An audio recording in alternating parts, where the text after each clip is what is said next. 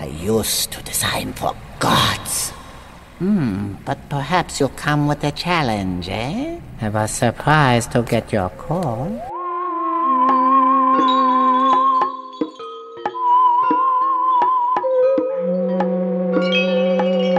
Look, darling.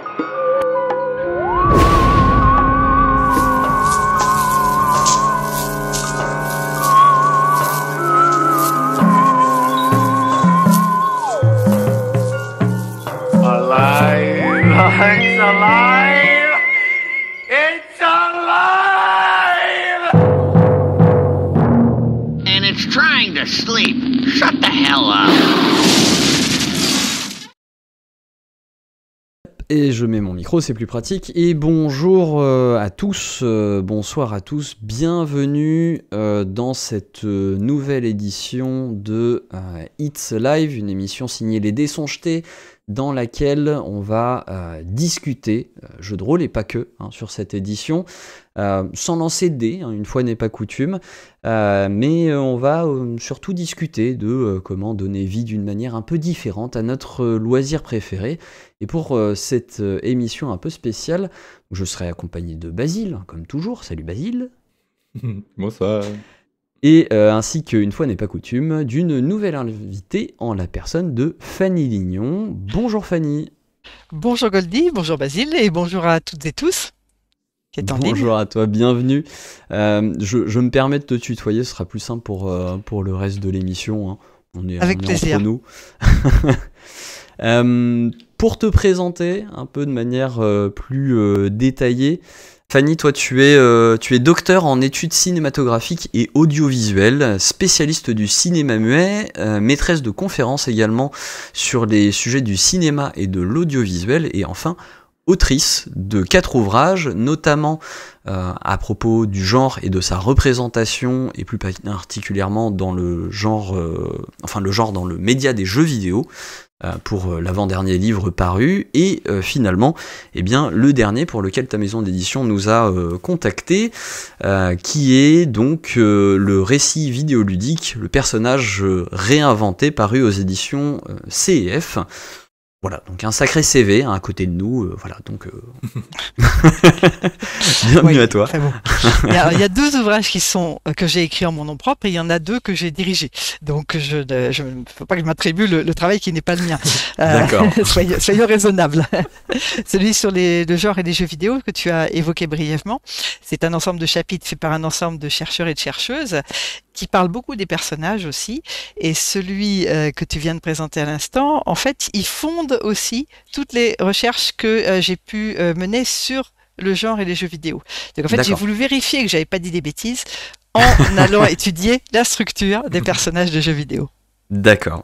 Alors pour ceux qui nous rejoignent, et d'ailleurs je vous invite à le faire tout au long de la soirée, il y a une petite commande pour éventuellement gagner ce livre de votre côté, puisque la maison d'édition CF nous permet de vous faire gagner 3 livres ce soir, donc n'hésitez pas à taper dans le chat !moi pour vous inscrire à la tombola qui sera faite à la fin de ce live pour essayer de gagner le livre. Donc voilà, un livre pour vous faire un petit retour. Moi il m'a pas mal accompagné sur mes trajets en train. Ça permet d'avoir une approche un peu réflexive et différente sur le personnage. Quelque chose qu'on n'a pas forcément l'habitude de faire au quotidien, de prendre le temps de réfléchir à notre rapport au personnage qu'on va incarner dans les jeux vidéo. Donc c'est très intéressant, je vous le conseille pour cet aspect-là. Donc voilà, n'hésitez pas à taper, comme je dis, !moi, M-O-I, dans le chat pour vous inscrire à la tombola. C'est pas très compliqué. Si vous voulez un petit moyen mémotechnique, pensez aux mouettes dans Nemo, voilà, et comme ça vous saurez ce qu'il faut taper. Donc la première des questions justement que je me posais, on voit que t'as un passif qui est très axé cinématographique et audiovisuel. Qu'est-ce qui fait qu'on passe finalement de l'audiovisuel et notamment du cinéma aux médias du jeu vidéo? Alors, c'est historique, si je puis me permettre. Tout s'est passé très simplement. J'étais adolescente, jeune adolescente, et les jeux vidéo sont arrivés. Et enfin, on pouvait intervenir dans la télévision. Le rêve de enfin répondre à la télévision et agir sur l'écran était faisable. Donc j'ai branché Pong et puis ensuite j'ai branché la VCS Atari et j'ai adoré pouvoir déplacer ces petits personnages. Et je me souviens très bien de deux jeux. Le premier c'était Adventure. Donc dans Adventure, je dirigeais un petit carré de rien du tout, qui était censé être un chevalier. Eh bien, ça suffisait à déclencher l'imaginaire et à l'accompagner dans son parcours dans le labyrinthe pour aller chercher le Graal. Enfin, j'avais trouvé ça assez fascinant qu'on puisse s'identifier finalement à un carré. Et je me souviens d'un autre jeu dont le nom m'échappe. Tyran, je crois, ça s'appelait. C'était un jeu sur Auric Atmos qui était donc sur cassette. Donc on chargeait le jeu dans le magnétophone et le jeu passait ensuite dans l'ordi. Donc c'est pas récent. Et sur ce jeu, donc qu'on pouvait brancher sur la télévision, il y avait que ça d'ailleurs. On voyait, donc on avait une équipe de héros. Donc une équipe de héros, il y avait, alors on choisissait, mais généralement il y avait un voleur, un mage, un guerrier bien sûr. Et enfin bon, voilà, c'était une équipe assez classique. On avait 4-5 personnages. On devait choisir. On était dans un labyrinthe. On devait choisir à chaque fois ce que faisait chaque personnage. Et on disait, ben voilà, on fait un pas vers le nord. Et là, donc la structure en fil de fer du labyrinthe, qui était donc vraiment, il y avait que le fil de fer. Hein, il y avait le pourtour du carré et il y avait les PD fuyantes. C'est tout. Ça s'effaçait. L'écran devenait noir et il y avait un nouveau carré qui se dessinait avec de nouvelles fuyantes qui étaient d'une couleur différente. Donc en fait, on vous disait, en face de vous, vous avez un troll, deux fantômes, un spectre. Que faites-vous? Alors on disait ce que faisait son équipe. C'était très très jeu de rôle en fait. Hein. Mais on voyait rien, tout était au point. Et on vous disait aussi, il y a des runes antiques sur le sol, mais on voyait rien. Il y a un escalier, mais on voyait rien. Un gros effort d'imagination au final, un peu comme un livre dont vous êtes le héros ou comme le jeu de rôle quoi finalement. Beaucoup d'imagination. Et ce qui m'a fasciné, c'est ma fascination. Parce que je me demandais comment je pouvais être fasciné par ce simple carré. Et j'étais pas la seule, puisque je me souviens très bien que mon père était sur un fauteuil derrière et regardait ce carré et il était lui aussi fasciné. Donc qu'est-ce qui se passait là pour qu'on soit fasciné à ce point-là? Après, donc j'ai beaucoup travaillé sur le cinéma. Et à un moment, donc j'ai eu des gros problèmes de santé, de dos notamment. Je pouvais pas vraiment me marcher. Et donc, je voyais un film, je lisais un bouquin, je revoyais un film. Et puis à un moment, je me suis dit, et si ils en sont où les jeux vidéo? Et là, en fait, en passant, parce que je me déplaçais quand même un petit peu de temps en temps, je suis passé chez un copain qui est devenu réalisateur d'ailleurs. C'est chez Florent Emilio Siri. Je sais pas si vous voyez qui c'est. Et donc Florent m'a montré c'était le premier Tomb Raider qui venait de sortir. Et là, j'ai été complètement scotché par ce que c'était devenu. Et en revenant dans le métro, je me suis fait un crochet par la Fnac et j'ai acheté la console. Et donc, et donc je suis retombé dedans très facilement, très très rapidement. Et aussi l'autre raison, c'est parce que pour laquelle j'ai travaillé sur ce sujet-là, c'est que quand j'ai eu fini ma thèse sur le cinéma muet, je me suis dit bon, je travaillais sur un personnage fascinant qui m'a beaucoup intéressé. Maintenant, le muet, j'ai un petit peu envie de m'en éloigner. Voyons, où je vais aller chercher maintenant? Et je me suis dit les jeux vidéo, en fait, ça sent bon, un peu comme une montagne quand on est chercheur d'or et qu'on est devant une montagne. Il y a des trucs là à chercher. Un nouvel Eldorado, quoi. Voilà. Et en plus, personne ne s'en occupait à cette époque-là. On était en 1999-2000 et personne ne s'en occupait. Donc je me dis, non seulement il y a des choses à chercher, et en plus, il y a de la place. Donc j'ai commencé à aller voir de ce côté-là et je ne le regrette absolument pas. Aventure, c'est quand même un jeu qui est ultra culte parce que pour les gens peut-être qui auraient vu le film Ready Player One de Steven Spielberg, c'est le jeu vidéo qui doit finir dans la dernière scène. Effectivement. Oui, j'avais pas fait le lien. j'ai vu ça. J'ai vu ça il y a longtemps. Mais j'ai aussi beaucoup joué à Frogger. J'ai adoré Frogger. Mais, moi, ça m'a énervé. J'ai pas eu la patience. Et j'ai fini Pitfall. C'est un des rares, le premier Pitfall. J'ai fait le tour. Mais bon. Je suis pas toujours très doué, mais là j'ai insisté et j'ai réussi à le finir. Donc on a quand même un sacré niveau de gameuse. Oui, mais enfin bon, il y a des choses. Par exemple, là, je suis dans Stray, je suis bloqué dans un égout, je n'arrive pas à m'en sortir. Ah. Donc, si quelqu'un a un cheat code, je veux bien parce que ça commence à m'énerver. Alors malheureusement, les cheat codes sont de moins en moins fréquents dans les jeux vidéo aujourd'hui. Ouais, c'est désespérant ça. Et bah, Mais voilà, très bien. c'est ça que je trouve intéressant parce que, en fait, je pense que c'est ça qui m'a amené à m'interroger sur les personnages de jeu, c'est que déjà le fait de pouvoir s'identifier à des personnages qui, franchement, ressemblent pas à grand chose. Hein, le petit carré d'Adventure, Oui, ouais. c'est un petit carré. On s'identifier à une grenouille, pourquoi pas. S'identifier à un chat, sans problème. S'identifier à Lara Croft, possible aussi. Donc, qu'est-ce qui se passait en fait dans ces personnages? Ça m'a toujours beaucoup intrigué. Il y a un autre élément déclencheur, c'est que justement, donc j'avais ces problèmes de dos, donc j'avais franchement mal, et je me suis rendu compte, je jouais aussi pas mal aux jeux de combat, au versus, et je me suis rendu compte que quand je faisais combattre mon personnage, je protégeais son dos. C'est-à-dire que je le faisais combattre en mettant son dos de façon à ce qu'il prenne. Et je me suis dit, mais enfin, il est en pleine forme, lui. Pourquoi je protège son dos? Il y avait une Qu'est-ce certaine qui se empathie avec le personnage et vraiment une connexion porosité certaine, entre. Voilà.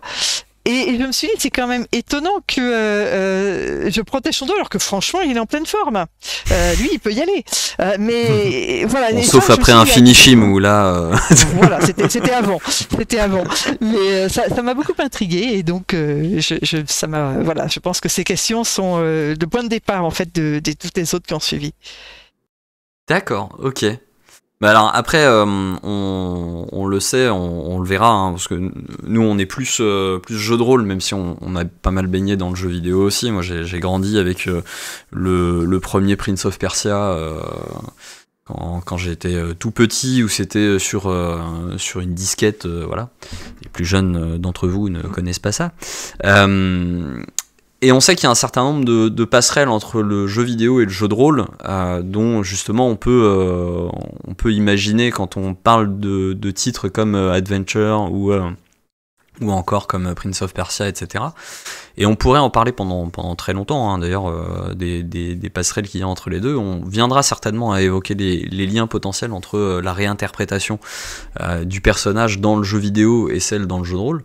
Tu nous as un petit peu parlé de toi, ton historique vis-à-vis du jeu vidéo, comment t'es venu au jeu vidéo, mais comment t'es venu, toi, cette question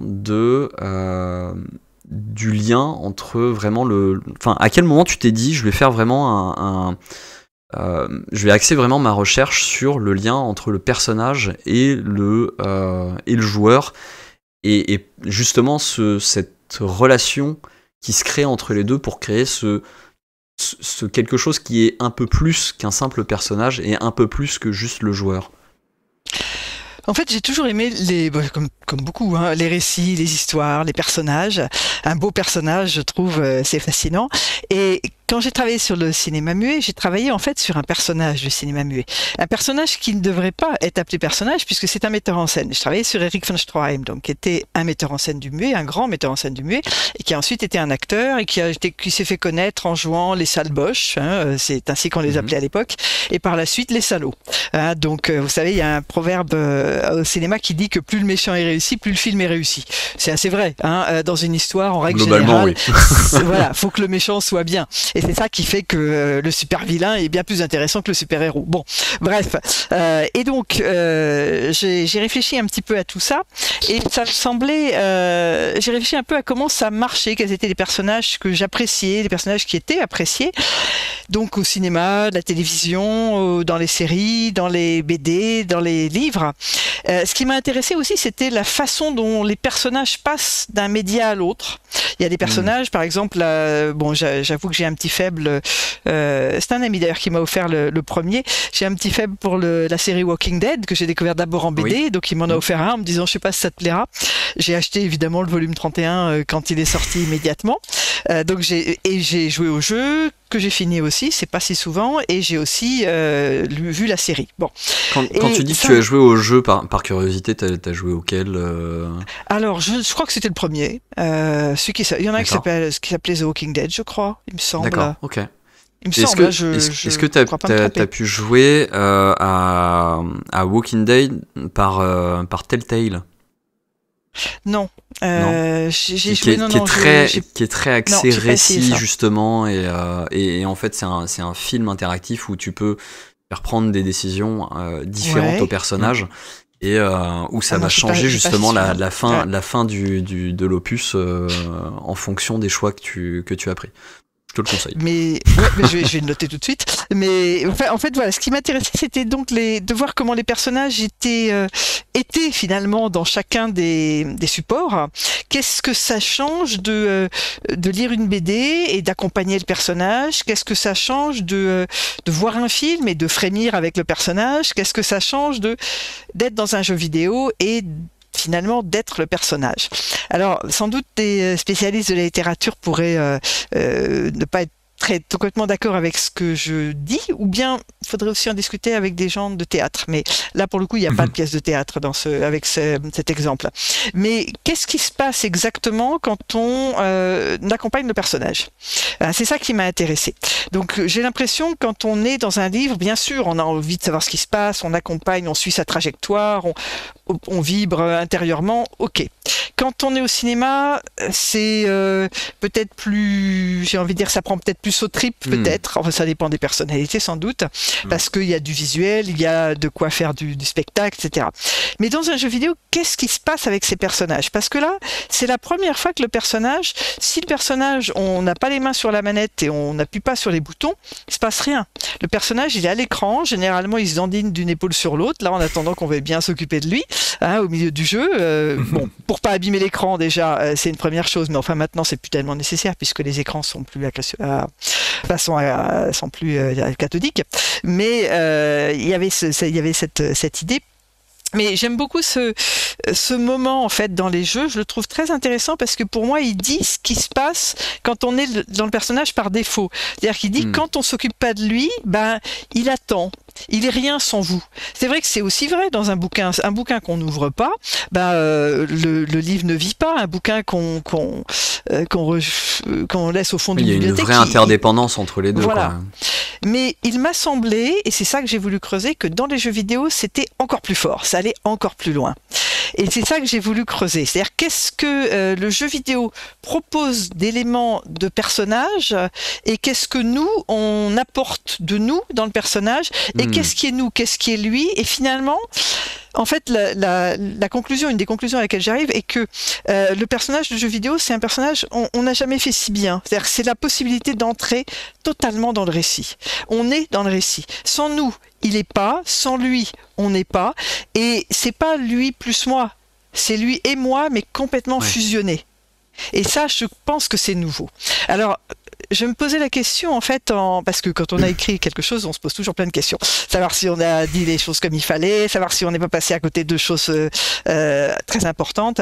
Et je pensais en particulier au comédien. Je me disais, qu'est-ce qui se passe quand un comédien incarne un personnage dans une pièce de théâtre? Dans une pièce de théâtre, il y a les dialogues, il y a des petites indications type didascalie qui vous disent sur quel ton il prononce telle ou telle chose. Généralement, on vous dit pas grand-chose de lui. On ne sait pas s'il est grand, s'il est petit, s'il est blond, s'il est brun, la couleur de ses yeux. On connaît peut-être un petit peu son vêtement, mais encore, c'est même pas sûr. Au final, donc, on a plus sa description psychologique que sa description physique. Psychologique, pas nécessairement, parce que au théâtre, en fait, vous allez avoir les faits, les actes de décrit, et la psychologie ne passe que dans le ton sur lequel il va prononcer le dialogue ou dans ce qu'il veut bien en dire. Et donc, en fait, là aussi, quand on incarne, mais quand on est comédien, on a le plaisir d'incarner le personnage on va camper, je sais pas, moi, Antigone ou n'importe qui. Donc, en même temps, cette personne qui ressent ce plaisir, c'est pas la personne qui lit la pièce, ni véritablement la personne qui la voit, c'est la personne qui la joue. Ce plaisir de rentrer dans le personnage. Et là, en fait, dans un jeu vidéo, on rentre dans le personnage. Nous, simples spectateurs finalement au départ. Donc on est beaucoup plus qu'un spectateur. C'est Weisberg qui a trouvé le mot, qui a appelé ça le spectateur. Parce qu'effectivement, on voit et on fait. Mais il y a le sens d'acteur effectivement qui est très fort, et même au niveau du théâtre et du cinéma, où le terme d'acteur a presque plus pris le pas sur le terme de comédien aujourd'hui dans l'emploi. Je sais plus quel acteur disait ça, je sais plus si c'était pas Daniel Day-Lewis qui disait que lui s'estimait comme étant un mauvais comédien, mais un bon acteur, pour la simple et bonne raison que en fait un comédien joue la comédie, un acteur par le fait d'être vraiment dans l'acte et dans le fait de s'approprier le personnage, de devenir le personnage, était plus lié au personnage et donc ne jouait pas la comédie. Et incarne un peu plus. Ouais, il y a cette notion d'incarnation dans acteur qui est un peu plus présente que dans comédien. Où le comédien, si on reprend l'origine du mot justement qui remonte à la Grèce antique, les comédiens jouaient à peu près tous les rôles sur scène. Les hommes jouaient des femmes et donc du coup t'es pas forcément là pour vraiment incarner un personnage, mais plutôt juste le représenter. Après, c'est un débat qui court encore. Oui, bien sûr. Si on prend d'abord dans les écoles de comédiens, d'art dramatique, c'est l'éternel problème parce que si on prend la méthode de Stanislavski qui demande à l'acteur en fait de réactiver d'anciens sentiments pour les revivre et pouvoir les manifester sur scène, ça marche. Parfois, mais on n'y arrive pas à tous les coups. Donc parfois aussi, il faut imiter au mieux les sentiments, les émotions, le personnage qu'on joue finalement, puisque on joue. Et là, il y a une très belle relation à faire parce que jouer un personnage et jouer, c'est jouer la comédie, mais c'est jouer aussi avec l'idée du ludique aussi. C'est le même mot. Et ça, c'est intéressant aussi. C'est, je trouve cet emploi, ce double emploi en quelque sorte. Là, ça, on pourrait faire le parallèle déjà nous au niveau du jeu de rôle où on a cette notion de jeu, mais on a aussi cette notion justement un peu ambiguë où on a alors certains jeux de rôle sont très second degré où on va beaucoup rigoler, où il va y avoir assez peu d'émotions fortes. Mais il y a des jeux de rôle qui vont aussi générer justement cette émotion forte et qui va induire que là on ne joue plus véritablement, mais on est en train de vivre plus l'expérience plutôt que de la jouer, quoi. Et la séparation est pas toujours évidente d'ailleurs dans les jeux. L'implication, on va dire émotionnelle, très forte, surtout quand on n'a pas de costume, pas de maquillage et qu'on est juste nous, si je puis dire. Des fois on sait plus est-ce que c'est l'émotion, elle est jouée ou est-ce qu'elle est vécue, et des fois elle est les deux. Ouais. Et c'est ce qu'ils appellent le bleed d'ailleurs. Enfin, c'est ce qu'on appelle le bleed dans le jeu de rôle, ou notamment dans le jeu de rôle grandeur nature, qui est justement l'influence que le jeu va avoir sur les émotions réelles, sur la personne, et à l'inverse, la personne qui va avoir aussi une influence sur le jeu dans le jeu de rôle. Et est-ce que je peux poser moi aussi une question du coup ? Oui, bien sûr. Parce que je me pose la question de l'usage des figurines dans le jeu de rôle. C'est-à-dire, tu te poses la question sur son utilisation systématique, le rôle qu'elle a, ou Non, je me pose la question de son emploi quand il y a une partie de jeu de rôle.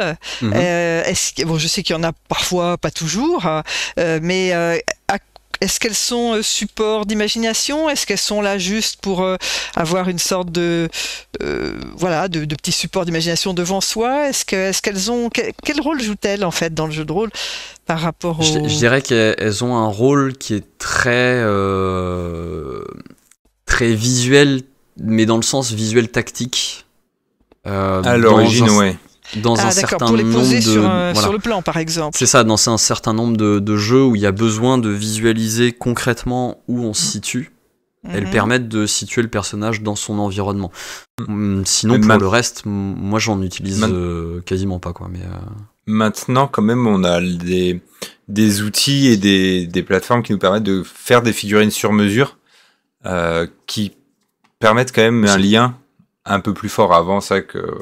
Il y a 20 ans, il fallait acheter le set et puis prendre l'elfe magicien, c'était celui-là. Et maintenant, il y a des sites qui permettent de faire vraiment le visage, même à petite échelle, le visage, la posture, les costumes et tout ça. Et du coup, je pense qu'elle a pris une nouvelle place. C'est effectivement, avant, c'était son côté vraiment tactique. Et je pense que maintenant, il y a quand même des gens qui se projettent. Je sais qu'il y a des gens qui créent leurs figurines en même temps qu'ils créent leurs personnages pour en définir aussi les aspects physiques de la barbe, mais pour autant, il n'y a pas cette utilisation du personnage au moment où on va jouer une scène qu'on dit roleplay avec un autre. on va pas être avec son petit personnage comme un enfant de, Oui, on le manipule pas. de 10 ans à le manipuler, mais on va laisser un peu ça de côté pour plus s'imaginer la scène, la vivre dans sa tête et la jouer en direct. Là où, à l'opposé, quand on joue à un Donjons et Dragons et qu'on est sur une scène de combat, effectivement, là, les figurines vont être omniprésentes et vont être très utilisées parce qu'il y a un besoin de représentation géographique. Ouais. C'est plus en fait le rôle un peu comme des pions d'un jeu de plateau. Ouais, c'est ça. Ouais. Il n'y a pas véritablement de projection de quelque chose, enfin, même s'il ressemble à son personnage, il n'y a pas quelque chose de ça, ce serait plus pour moi le rôle de l'illustration qu'on donnerait à son personnage. Où pour moi, il y a un intérêt, comme au final un acteur au théâtre qui, au final, au moment où il joue la posture, où il se déguise, quelque part, où il se costume, va rentrer plus facilement dans la peau du personnage et va lui permettre de faire déjà un travail moins important d'imagination parce que il va visualiser plus facilement le personnage. Pour un joueur de jeu de rôle, ça va être à peu près la même chose. Voir l'illustration de son personnage va lui permettre d'en comprendre l'attitude, d'en comprendre potentiellement aussi le passé, selon ce qu'il porte, des gris-gris qui peuvent être importants pour lui, etc. Et donc d'influer sa manière de l'interpréter. D'accord, ok. Oui, je me posais la question parce que en fait, je trouve que les figurines ont une grande importance dans les jeux vidéo, pas à l'intérieur des jeux vidéo, mais finalement, il m'a semblé que il y a quand même beaucoup de figurines qui sont, d'ailleurs, quand on voit une boutique de BD, il y a BD et figurines maintenant. C'est quasiment toujours associé. Donc, il y a un besoin de figurines. Il y a un besoin d'avoir ces personnages préférés sous forme en 3D, quoi. Hein.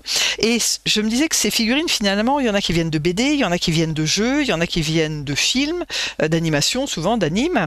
Et puis, il y en a qui passent d'un secteur à l'autre, quoi. Enfin, d'un média à l'autre. Et en fait, dans les jeux vidéo, il y a quand même un vrai rapport dans les jeux vidéo avec les films d'animation, parce que la plupart du temps, ça reste du dessin, même si c'est du dessin par ordinateur, ça reste du dessin. Et donc on anime des figurines. Et je trouve qu'il y a un vrai intérêt à regarder les jeux vidéo et les personnages de jeux vidéo un peu comme on regarde Toy Story. Parce que Toy Story, c'est le rêve d'un enfant dont les jouets s'animeraient tout seuls. Et ça, c'est vrai, qui a jamais rêvé de ça? Enfin, quand on a des petits soldats ou des petits personnages, je veux dire, des petits cavaliers, des petits cow-boys, des petits indiens ou ce qu'on veut, imaginer qu'ils galopent, etc. Alors, ils galopent pas, mais on les fait galoper à la main. Hein, on les a tous imaginés vivants, hein, au final. Voilà. Je pense quand on était petit, effectivement. Voilà, les Sims, c'est une maison de poupées vivante aussi. Et du coup, je trouve qu'il y a un intérêt à avoir ces figurines qui sont finalement, c'est le rêve de voir ces jouets enfin s'animer en quelque sorte dans les jeux vidéo. Et donc du coup, ces personnages me semblent intéressants pour ça parce qu'ils sont le réceptacle de toutes les imaginations, de toute l'admiration qu'on peut avoir pour un personnage qui nous convient, ou qu'on déteste, ou voilà, où l'on s'en aime les aventures. Enfin, un peu comme une sorte de petit musée personnel où on aurait ces petites statues parce qu'il y a quand même un revival des figurines qui est quand même assez important, il me semble. Oui, sur la bande dessinée que je connais, un secteur que je connais un petit peu aussi, effectivement, ça devient un produit non négligeable pour certaines maisons d'édition dans leurs revenus. Et pour revenir un petit peu sur l'illustration du personnage et d'ailleurs refaire la connexion avec le jeu vidéo, les rôlistes bricolent pas mal et souvent utilisent les interfaces de jeux vidéo, notamment dernièrement sur Baldur's Gate 3, tout ce qui permet de personnaliser son personnage. Il y en a beaucoup qui passent par là, puis après qui font une capture d'écran et qui créent leur personnage comme ça, parce que finalement c'est un outil qui a une richesse pour créer quand on n'est pas artiste, qui est hyper poussé. J'en ai vu qui avaient utilisé les Sims d'ailleurs aussi pour ça. Ouais. Ouais, les Sims avant, et puis maintenant effectivement là les derniers gros jeux, et notamment le Baldur's Gate, a permis une personnalisation très forte, notamment aussi sur la diversité de genre et de couleur de peau, et ça a été énormément utilisé. Et d'ailleurs, et un autre jeu là qui est sorti récemment, Dragon Age, le dernier, et ben il a mis à disposition juste gratuitement son espace de création de personnages. Ah ouais. D'accord. On peut s'en servir sans avoir le jeu, juste pour se créer des avatars. Mais du coup, justement, pour ce lien qui se crée entre le personnage et le joueur, tu l'as défini de différentes manières dans ton livre. Il y a une notion d'identification du joueur vers le personnage. C'est compliqué l'identification parce que moi c'est un mot que j'emploie pas en fait parce que j'y crois pas trop. Alors pour moi c'est pas de l'identification, c'est on est au-delà. On est c'est comme j'ai employé le mot fusion tout à l'heure et je pense que effectivement c'est ça qui se passe. C'est-à-dire que le personnage de jeu vidéo va fournir une apparence que on va pouvoir construire, hein, plus ou moins. Je veux dire, si on est dans les Sims, ça peut aller très très loin. Hein. On peut définir la distance entre le nez et la bouche, par exemple, ça va très très loin. Donc en fait, on va pouvoir construire son personnage visuellement de façon très pointue. Par contre, quand on regarde ce qu'on vous propose en psychologie, il y a peu de choses. On va vous dire que le personnage est discret ou roublard ou rusé. Enfin, on aura 2-3 petits mots comme ça, 2-3 pauvres mots qui donnent un peu un petit quelque chose, mais ça suffit pas à construire une psychologie complète. Et pareil, si on regarde au plan social, puisque généralement c'est les 3 critères, quand on regarde les manuels de scénario américains, c'est ce qu'ils disent. Hein. Ils disent quand vous voulez construire un personnage, il faut renseigner les trois domaines et ça vous construit un personnage. En plus du background qu'on peut construire aussi, qui consiste à construire le passé du personnage. Ça, on pourra en reparler. Et donc là, en fait, on a tout au niveau visuel. Extrêmement d'informations au niveau visuel, c'est vraiment plein de ce côté-là. On n'a pas grand-chose au niveau psychologique et on n'a pas grand-chose au niveau social. Et donc, ça veut dire que le joueur, la joueuse, eh bien, va fournir d'une certaine façon la psychologie et aussi le social éventuellement, puisque finalement, il reste lui-même aussi, malgré tout, le joueur ou la joueuse, va fournir ces éléments manquants. Et donc, on va compléter les personnages et ça va fusionner, en fait. C'est-à-dire que le personnage, non seulement ça va fusionner, mais ça va être différent aussi à chaque fois. C'est-à-dire aujourd'hui, j'ai envie dans un FPS par exemple, de jouer un personnage qui va attaquer en courant droit devant et essayer de démolir tout ce qui se passe sur son passage, ok, mais je peux très bien demain décider dans le même personnage de mettre une autre psychologie et de camper derrière des éléments du décor. Donc en fait, je pourrais essayer des manières d'être. Alors ça, c'est un autre domaine encore, c'est-à-dire que non seulement le personnage, il est suffisamment complet pour exister, mais il n'existe pas suffisamment il n'existe pas tant que vous n'êtes pas dedans, et c'est vous qui le complétez et qui le façonnez. On façonne en fait ce qui est de l'ordre de ce qui n'est pas représentable visuellement, en fait. Hein. Donc voilà, ça, je trouve que c'est intéressant comme possible, en fait, comme possibilité offerte par le personnage. C'est hyper important, hyper intéressant ce que tu dis, justement, le fait de tenter d'autres approches, d'autres manières d'être, au final. C'est vrai qu'il y a cette notion dans les jeux où on peut sélectionner différents types de personnages en se disant, je vais tenter une approche différente. On peut le rapprocher aussi un peu au jeu de rôle ou notamment à Baldur's Gate sur son pendant en jeu vidéo, où on peut se dire effectivement il y a la solution un peu brutale de je rentre dedans et je veux voir ce que ça donne en étant justement une personne qui est assez cash et qui rentre dedans, mais en même temps je vais essayer aussi de voir à côté, je vais tester une autre solution en étant peut-être un petit peu plus subtil, un peu plus social, un peu plus politique, etc. Et je vais aussi tenter la solution d'être roublard, de passer par derrière, de pas me faire voir et d'être un bon voleur, entre guillemets. Et c'est selon toi, est-ce que c'est ce qui caractérise aussi l'intérêt qu'il peut y avoir pour justement des jeux vidéo où on peut incarner différents soi, quelque part. Ah oui. Que de pouvoir justement s'imaginer d'autres de manière différente et de pouvoir s'imaginer avoir des approches qui sont totalement aux antipodes de ce qu'on peut être nous au quotidien. Ben, je crois que c'est pour moi, c'est l'une des choses qui est le plus importante dans les jeux vidéo. C'est-à-dire qu'on a en fait dans les jeux vidéo la possibilité de se construire des mois. La console de Nintendo, ils ne sont pas trompés. Hein. Ils ont fait une Wii, avec donc le Mi, nous, c'est ça. dans laquelle on peut faire des Mi, des mois. Ouais. Et on peut non seulement on fait pas qu'un Mi, on fait plein de Mi. Donc en fait, on peut mettre des Mi dans la Wii. Donc ça, je trouve ça très intéressant parce que on peut s'essayer des personnalités et sans aucun risque. Je veux dire, aujourd'hui, j'ai envie d'être une nana grande avec des gros seins, etc. Ok, bon, très bien. Demain, j'aurais envie d'être un mec baraqué, etc. Après-demain, j'aurais envie d'être une nana pas stéréotypée, par exemple dans Life is Strange ou autre. Enfin, je change en fait de corps et de vêtements et de possibilités d'action comme je veux, quand je veux et de la façon dont je veux. Donc en fait, je trouve que d'un point de vue psychologique, c'est très agréable de pouvoir tester des personnalités sans risques sociaux, parce que si je me comporte comme un salaud, dans la vie, il y aura des conséquences. Si je fais ça dans un jeu, bon, je vais peut-être me faire engueuler par quelques joueurs si je suis en ligne, mais globalement, il se passera pas grand-chose. Donc il y a cette possibilité de voir ce qui se passe quand on agit d'une certaine façon. Donc pour moi, on est dans la construction de soi. Et en fait, souvent on me dit, mais comment t'es passé du cinéma muet au jeu vidéo? C'était exactement ma question tout à l'heure. Mais en fait, j'ai pas répondu jusqu'au bout. C'est pour ça me revient que j'ai pas répondu jusqu'au bout. En fait, la vraie raison, c'est que Stroheim, il a menti toute sa vie. Il a menti sur sa religion, il a menti sur son origine sociale, il a menti sur son histoire. Il racontait qu'il avait été dragon alors qu'il avait été réformé de l'armée. Il racontait qu'il était catholique alors qu'il était juif. Il racontait qu'il était de famille noble alors qu'il était fils de chapelier. Donc il a menti sur toute la ligne. On a découvert ça 10 ans après sa mort. Alors qu'il ait menti et qu'il était juif, on s'en fiche. Ce qui est intéressant, c'est qu'il ait éprouvé le besoin de le cacher et en fait qu'il a filmé la jeunesse et la vie qu'il aurait aimé avoir par ses films. Il a filmé sa jeunesse, lui quand il était noble, ses parents, un roi et une reine. Alors certes décatis, décrépits, tout ce qu'on veut, d'un royaume en déliquescence, mais des nobles quand même. Donc en fait, il s'est construit par ses films.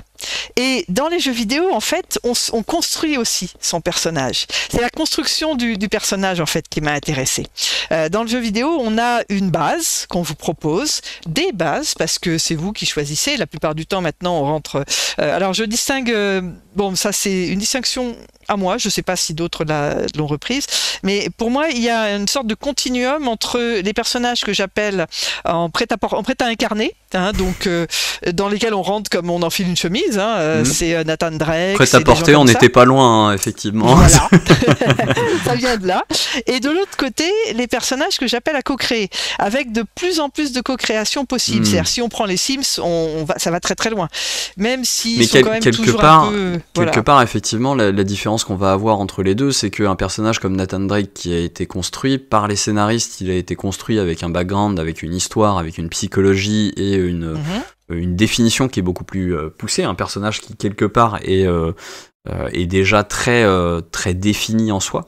Et à côté, quand on les crée nous-mêmes, je vois par exemple dans les Sims ou dans Skyrim ou dans Baldur's Gate, c'est des personnages qui de prime abord ont assez peu de caractère. C'est finalement le joueur qui va lui interpréter un caractère ou lui prêter un caractère.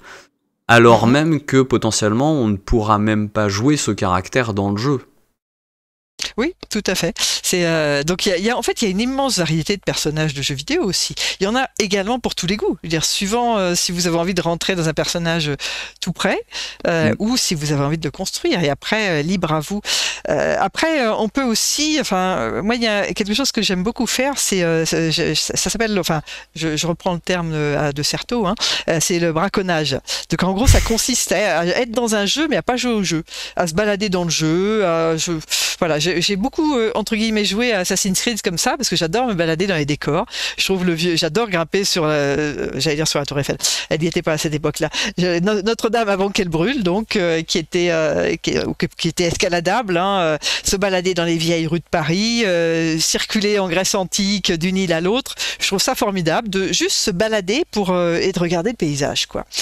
Donc là, du coup, le personnage, je lui insuffle finalement la personnalité que je veux, puisque j'ai décidé qu'il allait se balader, c'est tout. Hein, bon, et j'ai fait la même chose dans WoW aussi. Hein, je me suis beaucoup baladé dans WoW. Alors j'ai joué, mais j'ai jamais voulu rentrer dans une guilde parce que ça demande du temps et des rendez-vous précis et ça c'est pas toujours possible. Mais j'avais un petit elfe de sang qui devait être de niveau 70, je crois, ou quelque chose comme ça. Et donc je me promenais beaucoup dans le décor pour regarder, pour voir ce que faisaient les autres. Donc du coup, il y avait un côté très contemplatif en fait, qui venait de moi, hein, qui venait pas nécessairement du jeu.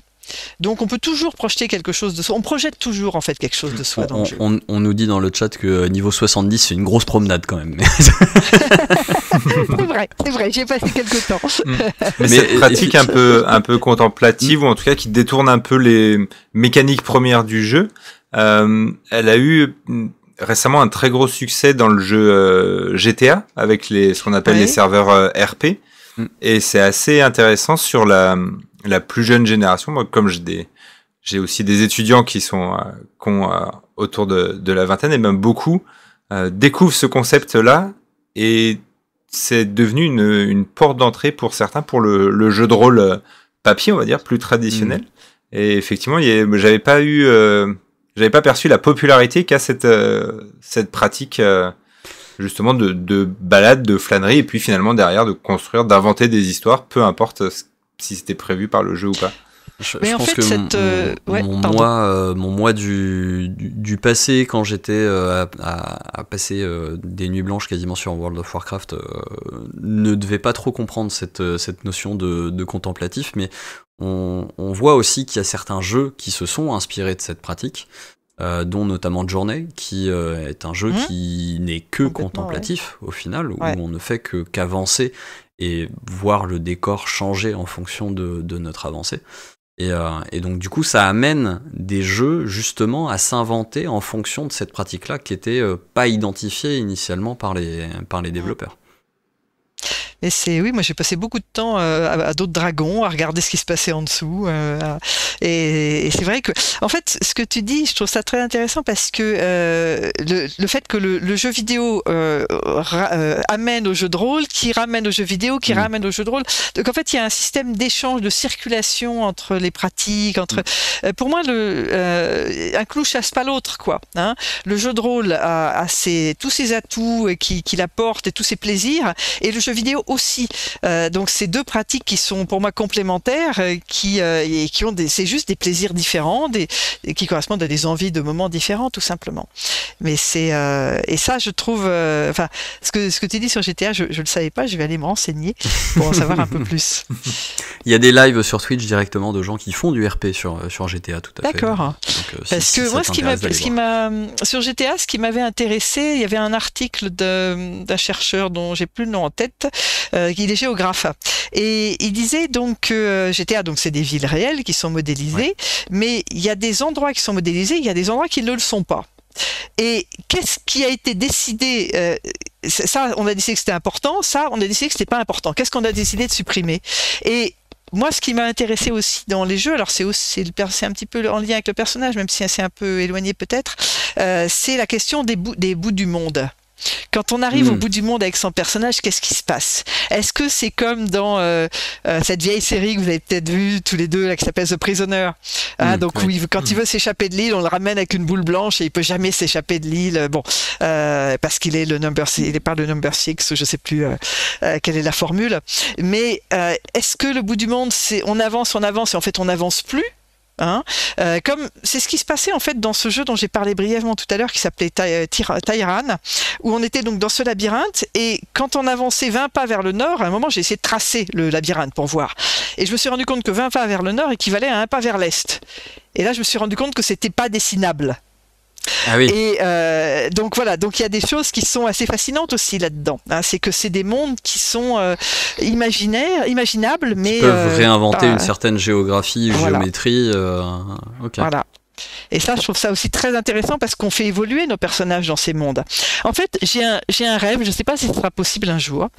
J'aimerais qu'on arrive un jour à avoir en fait des consoles qui seraient, ou des logiciels qui seraient dans ces consoles, qui permettraient de créer des personnages, simplement, Et de l'autre côté, et là on va retrouver des choses du jeu de rôle finalement, et de l'autre côté des univers. C'est-à-dire qu'en fait, on pourrait créer tous les personnages qu'on veut en tant que joueur ou joueuse, et après, on pourrait les importer dans l'univers dont on aura acheté le logiciel.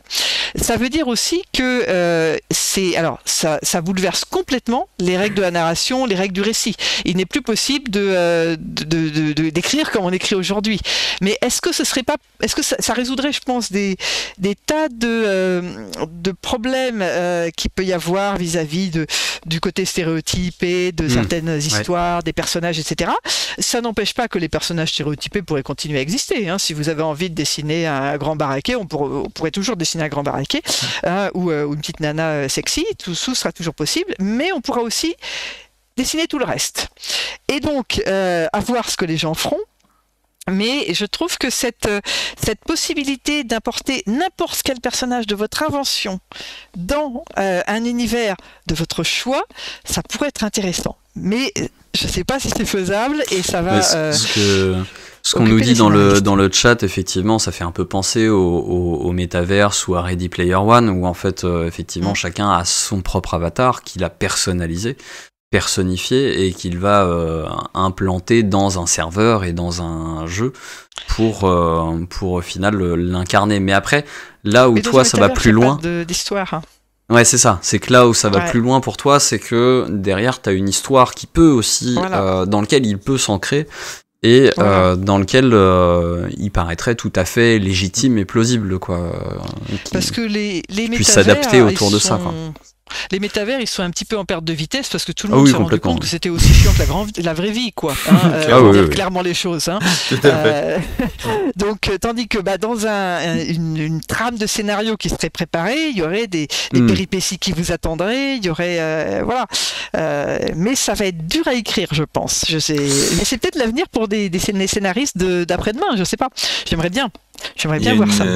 Une anecdote assez drôle sur le rapport entre faire des personnages, continuer à faire des personnages stéréotypés quand on a une grande possibilité de création. Quand Baldur's Gate 3 est sorti, donc avec toutes les possibilités qu'ils avaient mis qui étaient vraiment un niveau inédit, et après quelques semaines, l'Ariane a fait un tweet pour se moquer un peu des joueurs, où ils ont dit: on vous a offert des possibilités de création jamais vues, et les statistiques nous disent que le personnage le plus créé, c'est un guerrier homme humain. Ils ont dit un truc genre bougez-vous ou quelque chose comme ça. Mais du coup, c'est intéressant, c'est de dire ouvrir les possibilités de création n'empêche pas, si on a envie de rester sur quelque chose de très classique, parce que finalement, moi aussi, même si j'expérimente plein de choses, des fois j'aime bien revenir sur le guerrier humain qui a juste avec sa grande épée pour taper. Et ça prive pas, et c'est intéressant comme. Voilà, comme ce qu'il faut, sujet. c'est qu'il y ait les possibilités, en fait. Après, de quand ça date cette anecdote, si tu connais la période? Le jeu est sorti en 2023. Ouais, il y a c'est tout peut-être récent. un an, peut-être ce poste-là, je crois. Ouais, parce que j'ai étudié je me suis beaucoup intéressé aux éditeurs de personnages, et j'avais regardé l'éditeur des Mi dont je parlais, qui était dans la Wii, et je m'étais rendu compte alors il y a plein de possibles, et en fait ce qui est très intéressant dans cet éditeur, c'est que on peut créer des personnages, complètement androgynes, on peut même créer, si on se débrouille bien, on peut créer des Scooby-Doo, des Conchita-Wurst, des Hitler, enfin on peut tout faire, pour peu qu'on le manipule bien. Et en fait, quand on regarde les Mi qui sont en circulation sur la toile, les gens font des mecs bien mecs d'un côté et des nanas bien nanas de l'autre.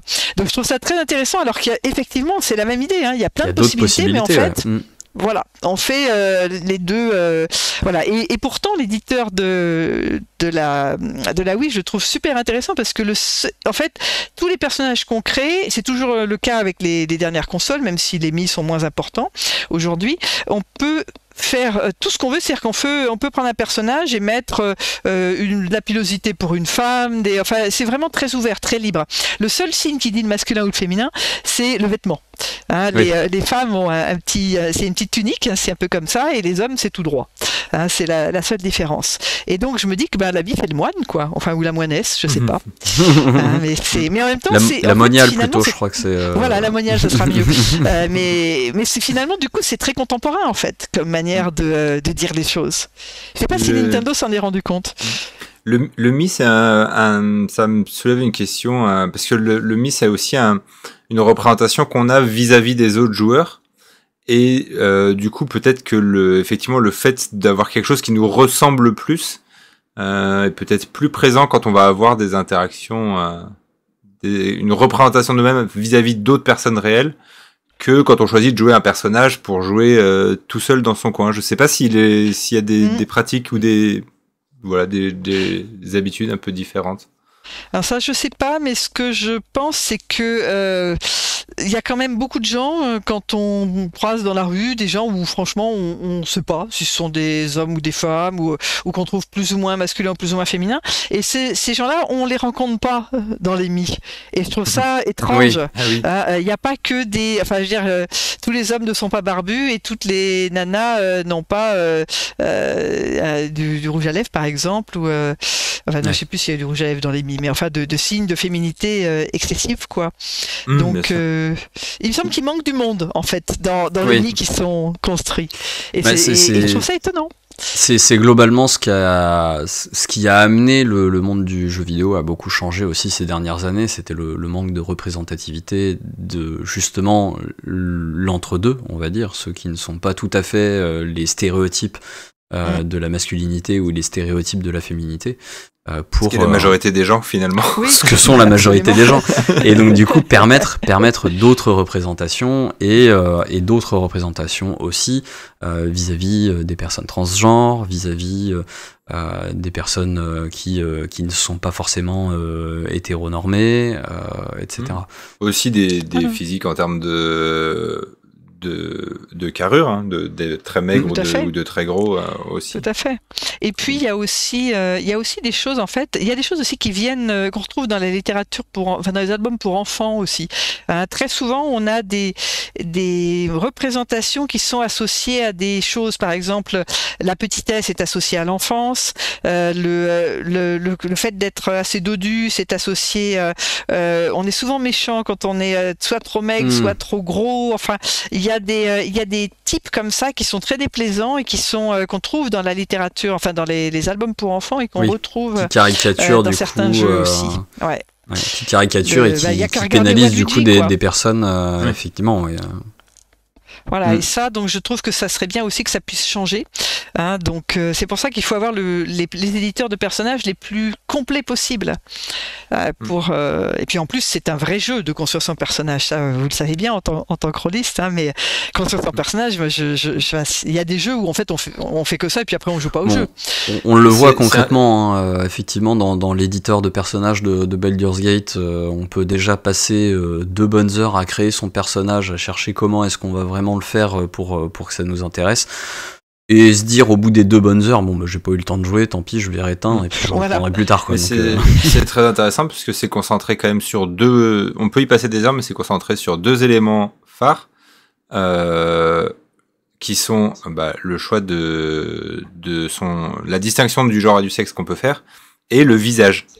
Mais sur le reste du corps, il y a assez peu de choix. Très peu de possibilités. Ouais. Et ça, c'est marrant parce que du coup, je réalise ça, c'est que sur toutes mes années de jeu de rôle, j'ai joué des hommes, des femmes, des hétérosexuels, des homosexuels, des nains, des elfes, mais j'ai jamais joué de personnes grosses.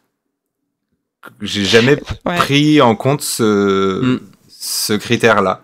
De me dire, tiens, est-ce que j'incarnerais quelqu'un différemment si ma carrure, mon poids m'amène à avoir peut-être une agilité ou quelque chose de différent.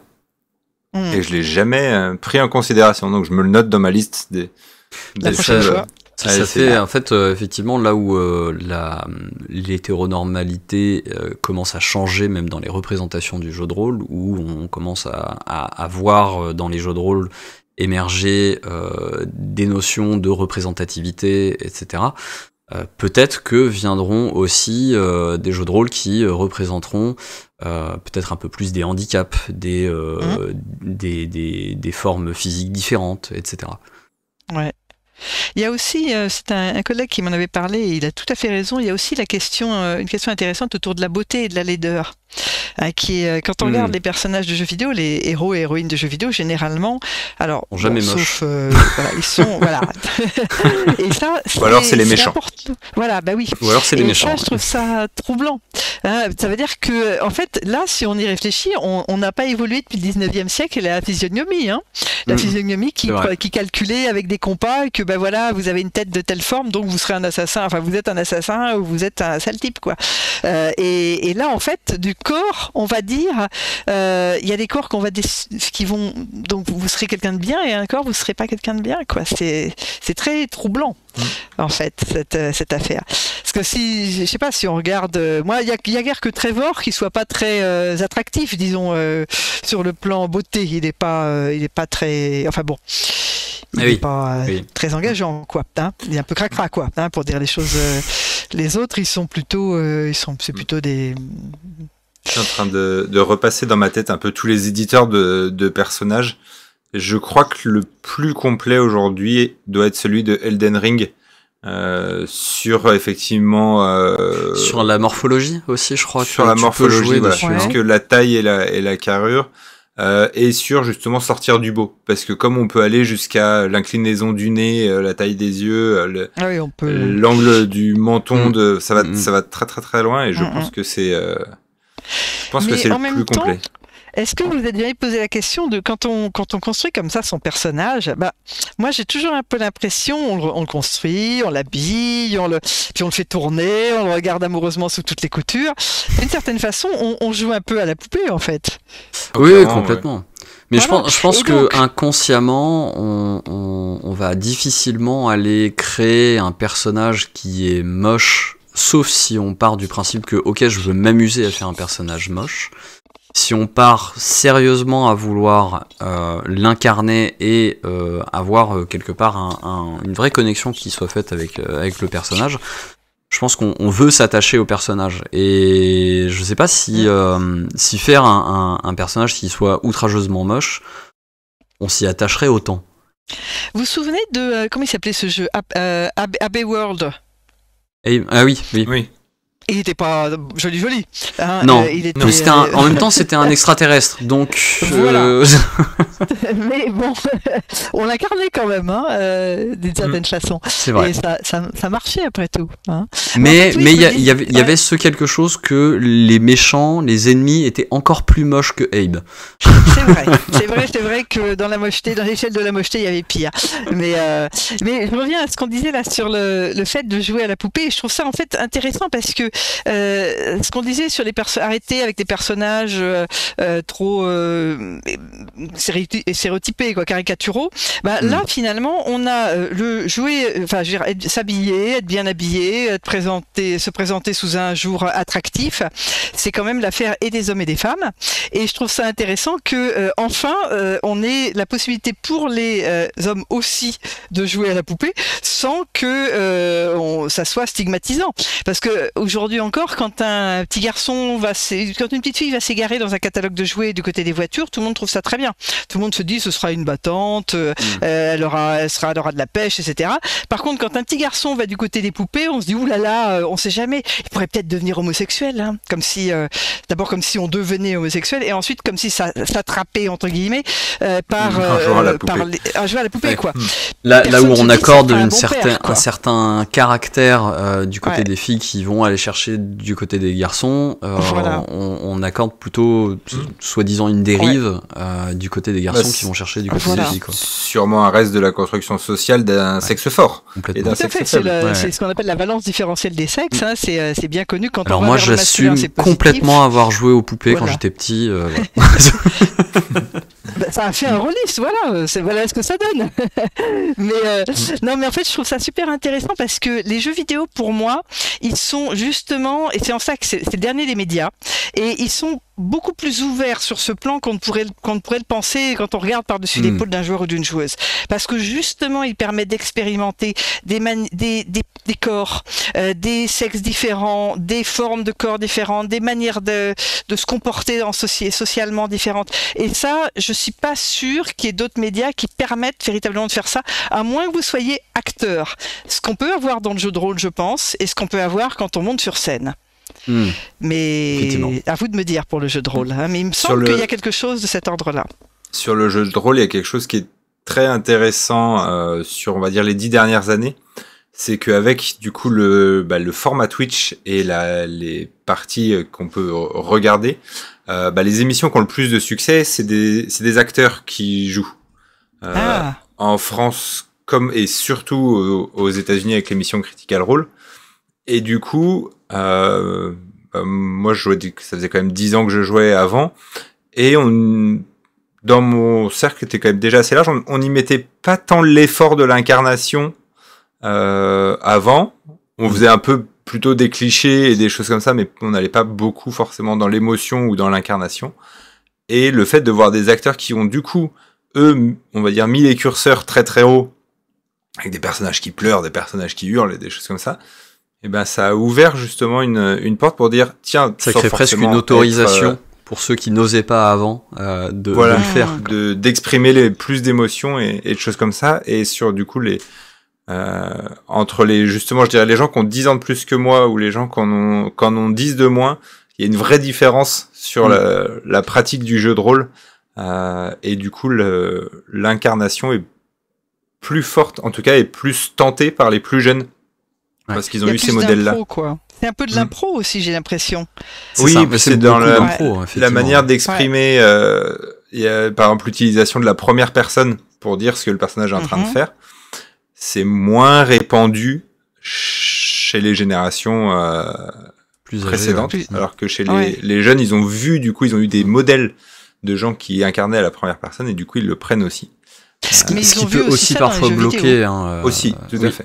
Mais ce qui peut aussi bloquer parfois de voir des acteurs dans notre milieu faire du jeu de rôle et populariser le jeu de rôle, c'est justement ce côté, apparemment faut être acteur pour faire du jeu de rôle et faut être tellement bon au niveau de l'expression des émotions que je ne suis pas sûr moi de pouvoir le faire.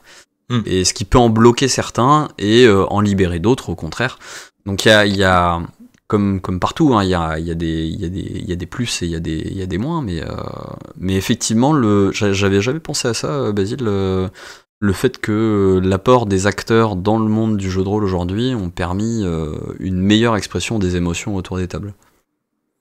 Et il y a aussi l'apport des acteurs dans les jeux vidéo maintenant. Tout à fait. De plus en plus, on engage des acteurs pour jouer des personnages. Mais qu'est-ce que ça veut dire qu'être engagé pour jouer un personnage? On capture les gestes. Mais les gestes, ils vous échappent et ils sont reconstitués par quelqu'un qui va les mettre dans une séquence qui n'est pas la séquence de départ. Donc, là où ça va plus loin aussi, c'est avec justement tout ce qu'ils ont aussi pour capturer les expressions faciales et tout le jeu justement facial qui est pour moi, à mon sens, alors moi j'ai fait longtemps des années de théâtre et de théâtre d'improvisation et tout le plus difficile, il est au niveau du jeu d'acteur, au niveau du visage. Et une fois que le jeu au niveau du visage est acquis, le reste, généralement, suit assez facilement. La difficulté, c'est de réussir à jouer les émotions au niveau du visage sans que ça ne soit caricatural. Et du coup, peut-être qu'il y a ce côté, justement, d'apporter cette notion d'un jeu qui est bien fait dans les jeux vidéo, qui vient aussi autoriser quelque part les joueurs de ces jeux à ressentir quelque chose, ce qui était un peu difficile quand les jeux étaient un peu moins réalistes, un peu plus pixelisés, où justement les expressions faciales étaient de facto caricatural parce qu'il y avait besoin de ça pour pouvoir bien voir l'expression faciale sur le visage. Je vois un Link à l'époque des vieilles versions de Zelda, quand il était étonné, il ouvrait grand la bouche, il ouvrait grand les yeux, il avait les sourcils qui étaient montés à fond, et c'était ça l'étonnement. Et quand il avait peur, c'est pareil, à chaque fois c'était des expressions qui étaient très caricaturales, qui, je pense, créaient plus de distance par rapport aux médias qu'on a aujourd'hui sur le ressenti de l'émotion. Que là où on a par exemple un Life is Strange où concrètement c'est un c'est un film d'animation presque qu'on est en train de regarder. On peut beaucoup plus facilement ressentir des émotions face à des visages qui évoquent beaucoup plus l'humain, quoi. Mais en fait, ce que tu dis, ça rappelle aussi l'évolution du cinéma. Je veux dire, au moment du cinéma muet, les expressions étaient extrêmement outrées. On roulait des yeux, on faisait des sourires fendus jusqu'aux oreilles pour comprendre. Donc en fait, on était dans l'excès des gestes. Et c'est vrai que cette simplification, elle était dans technique, parce qu'on pouvait pas faire autrement. Mais elle peut se rapprocher de celle-là, même si elle n'a pas la même signification, je pense. Et ce qui est encore vrai aussi dans certaines formes du théâtre aussi, où justement on a cette distance physique qui est prise avec le spectateur, qui lui peut être loin potentiellement dans la salle, et donc on va mettre en place un certain nombre de choses pour accentuer justement ces expressions.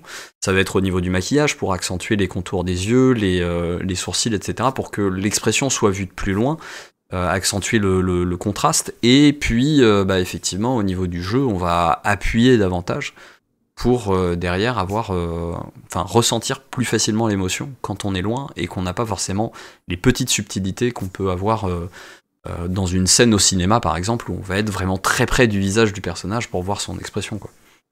Mais tu vois, ça c'est pour moi c'est quelque chose qui est facilitateur dans les jeux vidéo pour justement rentrer dans le personnage, qu'il soit plus crédible, être plus en immersion, mais en même temps c'est quelque chose sur quoi on n'a pas la main. Et ça, je trouve ça très intéressant. Autant on a la main sur la gestuelle du personnage, on peut le faire sauter, courir, tout ce qu'on veut, mais s'accroupir, tout ça. Mais la plupart du temps, l'expression nous est imposée. Ouais. Il saute, il se fait mal, l'expression du visage est choisie par l'ordinateur. Donc elle est rarement subtile. Voilà, et là c'est du cinéma en fait. Ouais. C'est juste du cinéma. Alors c'est très bien, hein, et effectivement ça permet de comprendre. Mais c'est voilà, moi ce qui m'intéresse aussi, c'est ce qu'on va pouvoir faire dans le personnage, quoi. C'est à quel moment on est dedans, à quel moment on n'est plus dedans, qu'est-ce qu'on a. Il y a des limites, il y a des choses qu'on peut pas les faire faire. En fait, un jeu vidéo, ça fait, on donne le sentiment qu'on est libre, mais on est toujours contraint parce que il y a des choses que votre personnage pourra jamais faire. S'il n'a pas été prévu, je sais pas moi, qu'il sache faire une roulade, il pourra jamais faire de roulade. Donc il y a des blocages en fait qui sont, on vous donne l'impression qu'on peut aller de plus en plus loin, mais il y a toujours un moment où on peut pas aller, là, un endroit où on peut pas aller, que ce soit avec le personnage et dans les décors. Moi, j'avoue que quand je dis je braconne, je vais toujours voir comment c'est au bord du monde, et est-ce qu'on peut prendre le truc à l'envers, et est-ce qu'on peut grimper sur à cet endroit-là.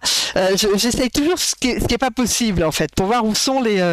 Ça doit être parce que j'aime bien la liberté, donc je veux toujours voir où s'arrête ma liberté dans les jeux et par rapport au personnage. J'ai très peur de t'avoir comme joueuse sur un jeu de rôle du coup, parce que tu vas aller non mais cette quête-là elle m'intéresse pas, je vais aller voir là-bas. C'est une possibilité, mais bon, je sais être bon cheval aussi.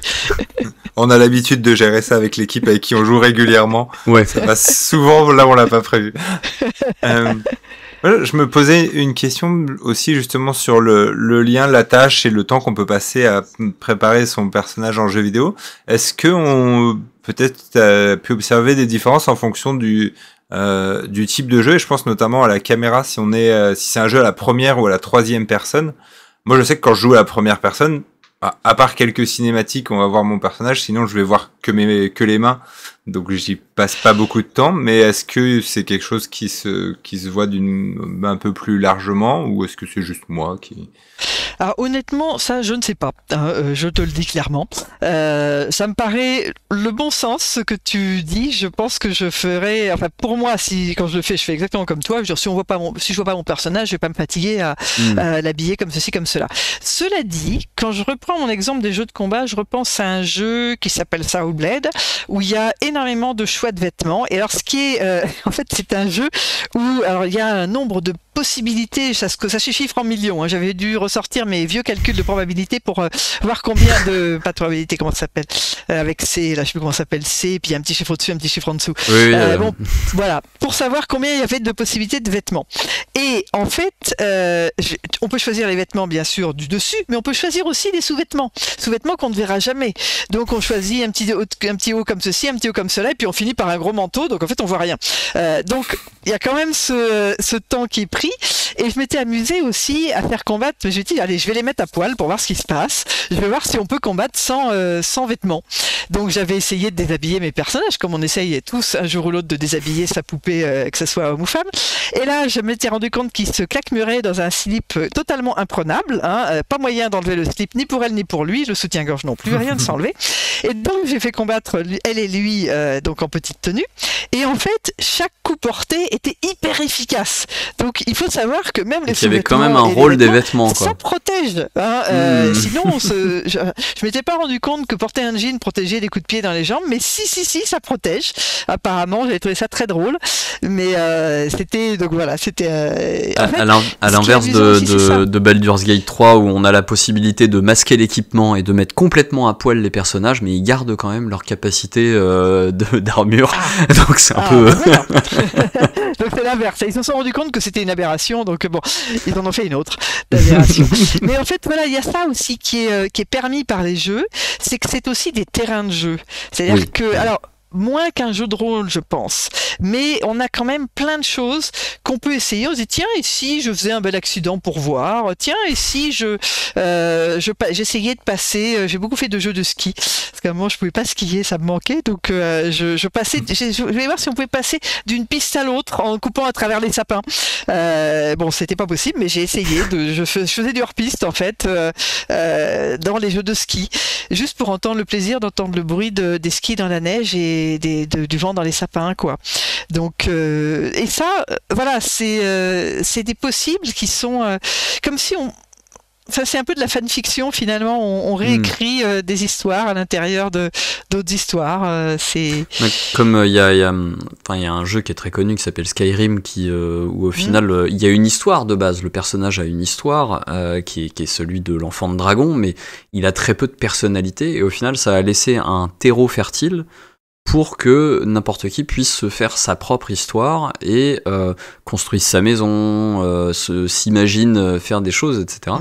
Et ce qui a donné lieu notamment à certaines chaînes YouTube qui sont très célèbres, je pense à celle de Bob Lennon qui a fait plus de 300 épisodes sur Skyrim en inventant l'histoire du pyro-barbare sur Skyrim et tout. Donc ça donne des idées pour interpréter et pour imaginer d'autres histoires qui ne sont pas vraiment celles du jeu, mais qui viennent compléter, comme tu dis, et apporter une sorte de superbe bac à sable pour y développer l'histoire qu'on veut, quoi. En fait, finalement, il me semble que dans les personnages de jeux vidéo, ils permettent de goûter aux joies de l'actorat, parce que vous montez sur scène avec le personnage que vous avez conçu. Ils permettent aussi de goûter au plaisir d'être auteur, parce que souvent l'histoire, c'est nous qui l'écrivons en partie, même si c'est toujours dans des cadres, mais il y aura toujours une part qui sera dévolue aux joueurs, parce que plutôt que de passer à droite, je vais passer à gauche, plutôt que d'aller directement là, je vais y aller en prenant le chemin des écoliers. Même s'il n'y a pas d'embranchement, il y a toujours une part de vous qui écrit l'histoire, et chaque partie est différente.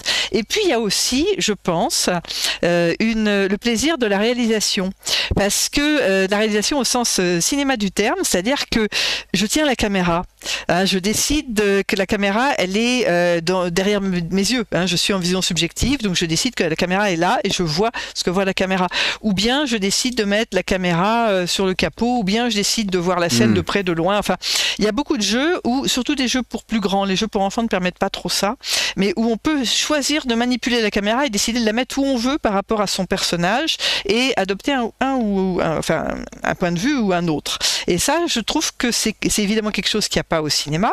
C'est quelque chose de fondamentalement visuel, qui traduit une manière de voir les choses, mais donc ça offre des plaisirs différents des médias qui ont précédé et autres qui sont réunis là, je crois. Non, avec il me semble. Mais d'ailleurs, j'ai remarqué que dans les auteurs de romans qui régulièrement indiquaient la musique qu'ils écoutaient pendant qu'ils écrivaient, etc., certains maintenant indiquent les jeux auxquels ils jouaient pendant l'écriture. Et ce qui est, je trouve, quelque chose d'intéressant sur la reconnaissance du média aussi, c'est de dire, je suis, on va dire, auteur littéraire, on peut y mettre tout ce qu'on veut derrière, mais je peux dire aussi que j'aime faire du jeu vidéo. C'est plus un plaisir inspiré coupable d'une certaine manière, quoi. Voilà, et que ça a contribué à nourrir mon œuvre. Ouais, ça peut se dire maintenant, enfin, heureusement. Il était temps.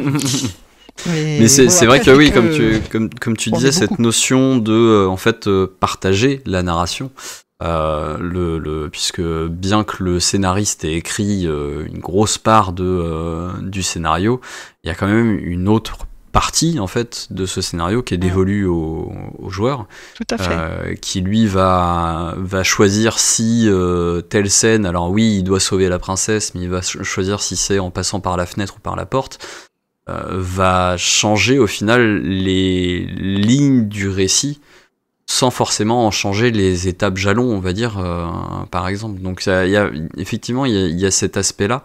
Et je pense que effectivement, il y a ce parallèle-là aussi à faire avec le jeu de rôle et la variété de jeux de rôle qui apparaissent aujourd'hui.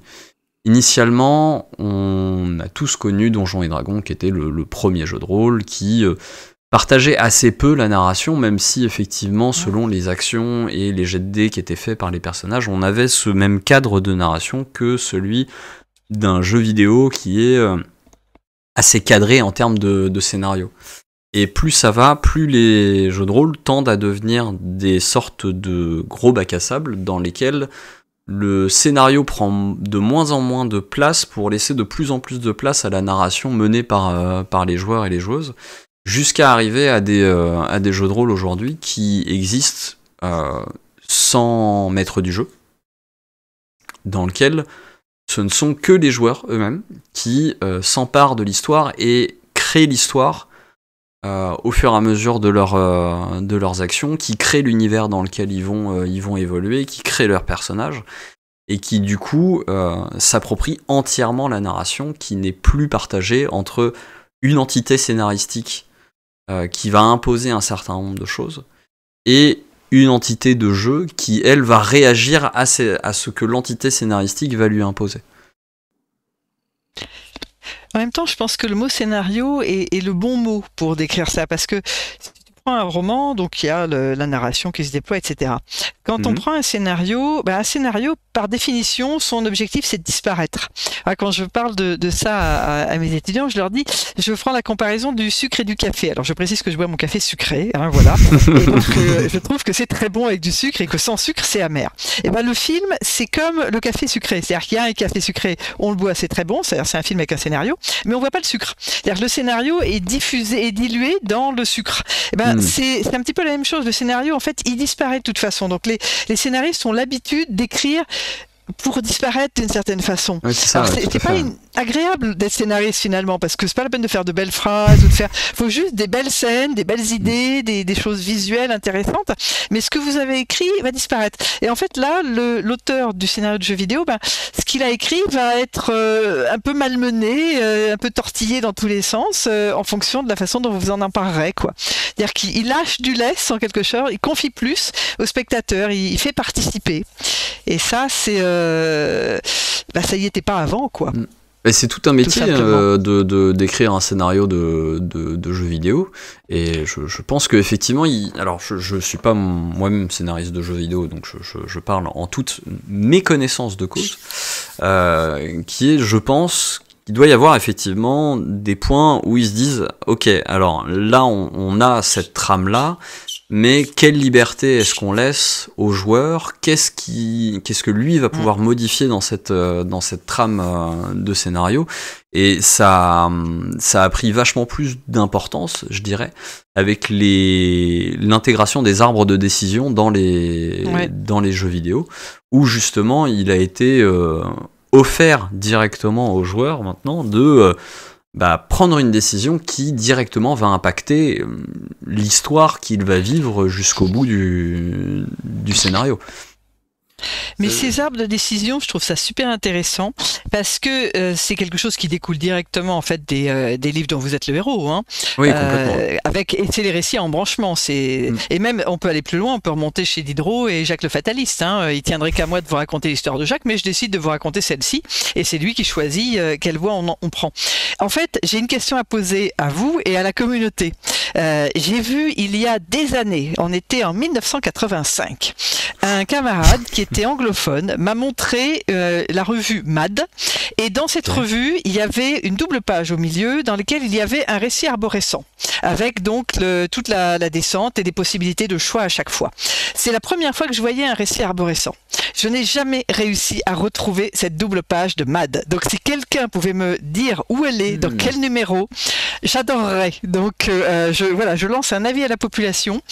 C'était donc c'est une revue anglaise, hein, humoristique, qui était assez drôle, bon, mais c'était je cherche ce premier contact avec le récit parce que je voudrais le revoir pour voir. Est-ce que tu te souviens du mois en 1985? Ça peut aider à retrouver l'édition. Oui, peut-être un peu. Il était en manteau, ce garçon. Donc ça devait être plutôt l'hiver. D'accord, plutôt fin d'année 85, quoi. Ok. Voilà, plutôt hiver. Hein, novembre, oui, donc décembre, soit fin d'année, février. soit début d'année, quoi. C'est. Voilà, dans ce coin-là. Okay. Mais voilà. Petite, messieurs, dames, alors là dans le chat si vous le trouvez en direct, sinon dans les commentaires sous YouTube, n'hésitez pas à nous dire si vous le trouvez. Voilà.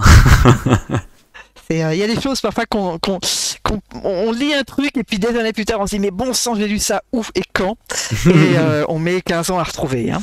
Je permets de reprendre mon petit filler justement, parce qu'on on a déjà abordé un certain nombre de sujets que je m'étais noté, et je vois j'avais noté notamment la notion d'hyper-personnalité. Dont tu as un peu parlé tout à l'heure en parlant de fusion entre le personnage et le joueur.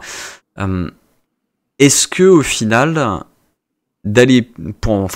si on fait le parallèle avec le jeu de rôle, dont tu t'es un petit peu familiarisé de ton côté en allant te renseigner, en allant regarder ce qui se faisait sur le jeu de rôle, est-ce qu'au final l'hyper-personnalité serait pas poussée à son paroxysme dans justement la pratique du jeu de rôle, mais en même temps, comme on l'a vu, il y a quand même une influence du jeu de rôle vers le jeu vidéo et inversement du jeu vidéo vers le jeu de rôle. Est-ce que le jeu de rôle aurait pas pris justement cette notion de créer un hyper personnage pour se l'approprier de manière encore plus poussée dans sa pratique? Je me suis posé la question effectivement depuis en fait ton invitation, et je me suis dit voyons qu'est-ce qui se passe exactement dans le jeu de rôle qui se passe pas dans le jeu vidéo et inversement. Et c'est pas simple du tout à trancher, il faudrait y réfléchir longuement, je veux pas dire de bêtises. Moi ce qui me semble c'est qu'effectivement ça n'est plus alors je dis pas qu'il n'y a pas l'aspect actorat, etc., mais ça n'est plus que mental en fait. On est dans l'imagination pure. On imagine tout, on crée tout, on visualise tout dans son petit écran personnel derrière son front. Le jeu vidéo, finalement, lui, il a besoin d'un support visuel pour déclencher l'imaginaire et tout ça. Alors moi j'ai choisi de travailler sur les jeux vidéo parce que je viens du spectacle audiovisuel, et ce qui m'intéresse en fait c'est l'aspect spectaculaire du jeu, et l'aspect spectaculaire est ici porté par des personnages.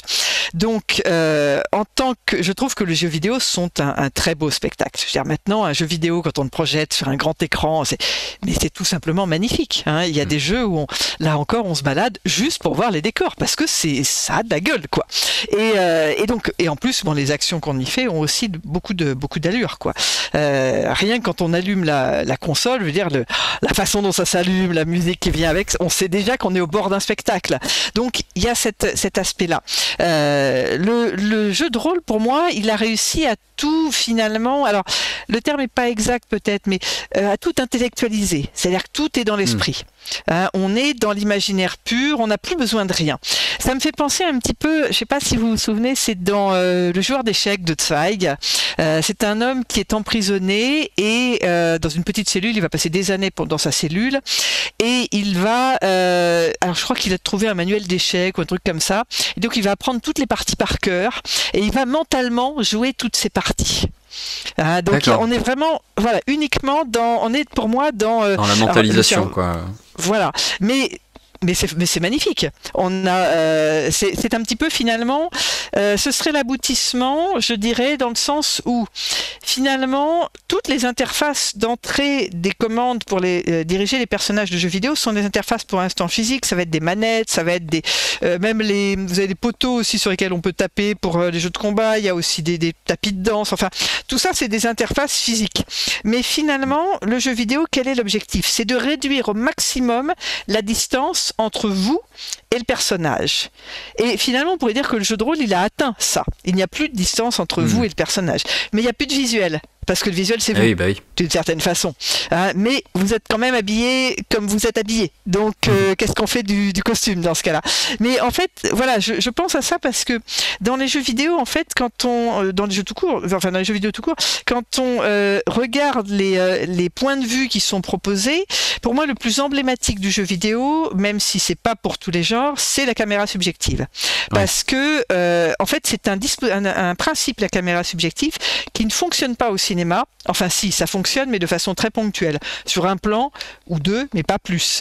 Il y a des films qui ont été tentés entièrement en caméra subjective, notamment La Dame du Lac de Montgomery, qui est très connu, mais ça marche pas. On peut pas s'identifier à une caméra. Au bout de quelques temps, on dit c'est bon, je vais pas m'identifier à une caméra. Tandis que quand on est dans un FPS, ça a du sens d'être parce que c'est nous parce qui qu'on agit directement, oui, c'est ça. Voilà. Et en même temps. Et d'autant plus fort, j'imagine, avec toutes les notions justement de réalité virtuelle et de casques de réalité virtuelle qu'on peut avoir. C'est la question parce que les casques de réalité virtuelle, c'est leur objectif, se faire oublier, enfin nous rapprocher encore plus et réduire encore plus la distance entre soi-même et le personnage. Mais en même temps, ces casques de réalité virtuelle, d'abord pour l'instant, il est difficile de les oublier quand même parce que c'est lourd, c'est encombrant. Enfin bon, au bout d'un moment, on a quand même un peu mal au cœur. Même si on a quand même tous vu ces vidéos des gens qui sont tellement pris par ce qu'ils étaient en train de vivre dans le casque qu'ils se prenaient des murs ou qui pétaient des télés. Mais tout à fait. Oui, je confirme que ça, on peut se prendre des murs. Mais pour l'avoir essayé dans une petite pièce. Mais en même temps, en fait, je trouve que le casque réalité virtuelle, pour moi, c'est vraiment l'objet qui manifeste ça. On essaye d'avoir la membrane la plus fine possible entre soi et le personnage. Et ça vise ça. Et du coup, finalement, après, s'il n'y a plus de membrane, tout se passe dans le cerveau, quoi. Donc, est-ce que la prochaine étape, c'est donc ça, c'est des choses ça fait très science-fiction quand on dit ça. Mais oui, ça peut aussi être des implants ou des choses comme ça qui permettent de stimuler l'imaginaire et la vision qu'on peut avoir quand on ferme les yeux et qu'on imagine quelque chose, par exemple. Ouais.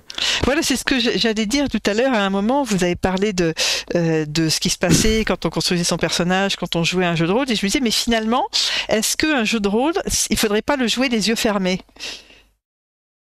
Alors c'est tout un effort, il y a des gens qui n'arrivent pas à imaginer ce qui se passe, il y a des gens qui sont à fantaisie et qui n'arrivent pas à imaginer, même en fermant les yeux par exemple, imaginer une pomme ou un objet, ils n'arrivent pas à visualiser un objet.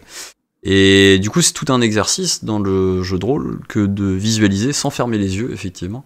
Et je pense que ça, au bout d'un moment, on finit par y être habitué aussi de notre côté. Mais moi personnellement, le parallèle que je fais entre le jeu vidéo et le jeu de rôle, c'est un peu le parallèle que je fais entre un livre et le cinéma. C'est-à-dire que dans un livre aussi, on va imaginer tout ce qui se passe sans forcément fermer les yeux. Quand on va lire les lignes, les descriptions vont progressivement se dessiner dans notre esprit, et on a ce quelque chose que quand on est en train de lire, on est un spectateur actif d'un point de vue intellectuel, puisque du coup on va justement avoir à imaginer tout ça, à se le construire dans sa tête pour que ça ait un sens et que ça ait une forme pour nous.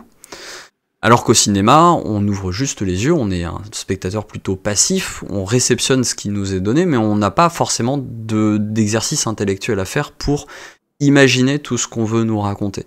Et je fais le même parallèle entre le jeu de rôle et le jeu vidéo, où pour le coup, on a cette même notion d'être acteur dans ce qu'on va vivre, mais d'un côté, on va avoir à faire l'effort justement intellectuel d'imaginer tout ce qu'on va faire, tout ce qui est représenté, tout ce qu'on nous dit, etc. Quand le maître du jeu nous dit qu'on est dans une pièce fermée avec une seule porte, on imagine la porte et on se dit bon bah je vais aller voir si elle est ouverte. Alors que dans un jeu vidéo, on est placé directement dans cet environnement. Et on voit la pièce qu'on a autour de nous, on voit tout de suite que, bah, effectivement, on est dans une pièce avec 4 murs, avec une porte, que le papier peint, il est de couleur rose, que y a un luminaire qui pend au plafond. On va avoir tout de suite toutes les informations. Alors que et donc on va être un peu plus passif dans l'exercice, alors que dans le jeu de rôle, derrière, une fois qu'on va avoir dit, bon bah ok, on est dans une salle avec une porte, d'accord, mais dans cette salle, il y a quoi? Comment sont faits les murs? Est-ce que au final, au niveau des murs, c'est du papier peint ou est-ce que c'est de la pierre, etc. Et on va être actif aussi dans la manière de questionner justement cette interface qu'on a, qui nous permet d'entrer dans le jeu, qu'est le maître du jeu, pour justement comprendre quel est notre environnement et pouvoir le mentaliser et l'imaginer directement. Donc moi, c'est ce parallèle-là que je fais. Oui, il est bien. Entre les deux. Par contre, on est dans une temporalité, une dynamique qui est complètement différente. Par contre, ça nécessite aussi un temps. Oui. Qui est beaucoup plus long que dans un jeu vidéo, ouais, tout à fait. Mais en fait, ce que tu décris, ça me fait penser à... C'est une phrase qui avait été inventée par Paul Valéry pour dénoncer l'arbitraire du récit. Sa phrase, c'était « La marquise sortie à 5 heures ». Et là, on dit oui, mais la marquise, elle est grande, elle est petite, elle est blonde, elle est brune, elle est jeune, elle est vieille. Et comment on sait que c'est une marquise d'abord? Sortie à 5 heures. Sortie, elle sort d'où? Et elle va où? À 5 heures. Comment c'est qu'il est 5 heures? Enfin, donc en fait, ça dit tout et ça dit rien, cette phrase. Et c'est la même chose que tous les... C'est Cocteau aussi qui commence par... enfin, il dit... je pense à La Belle et la Bête. Il dit, il était une fois une belle et une bête. Oui, non mais d'accord, mais il était une fois. Oui, mais c'est quand? Au cinéma, on est obligé de dire... de mettre dans une époque. Dès qu'il y a de l'image, en fait, on est obligé de contextualiser, de donner des choses précises, de contextualiser.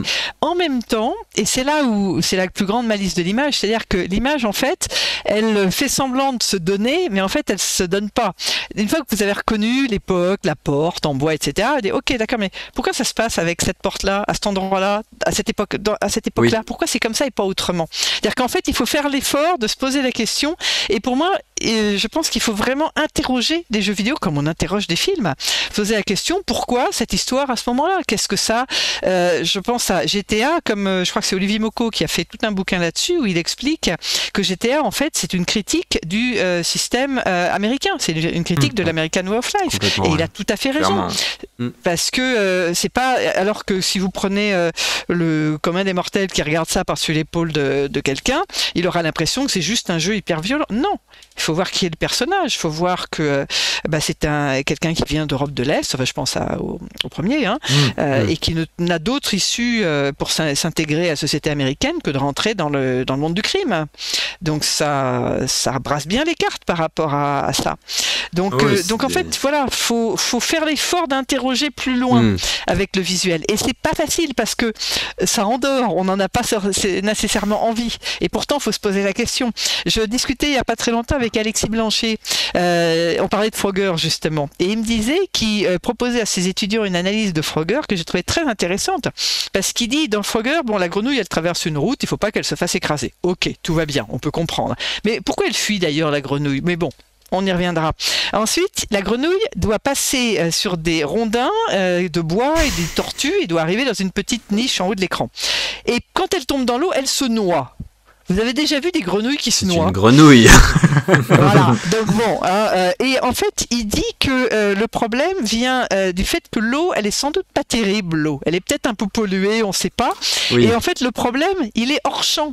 Il dit, qu'est-ce qui se passe hors champ pour que cette grenouille soit obligée de fuir et se fasse donc tout est dans l'interprétation au final du joueur qui lui est confronté au jeu. Ouais.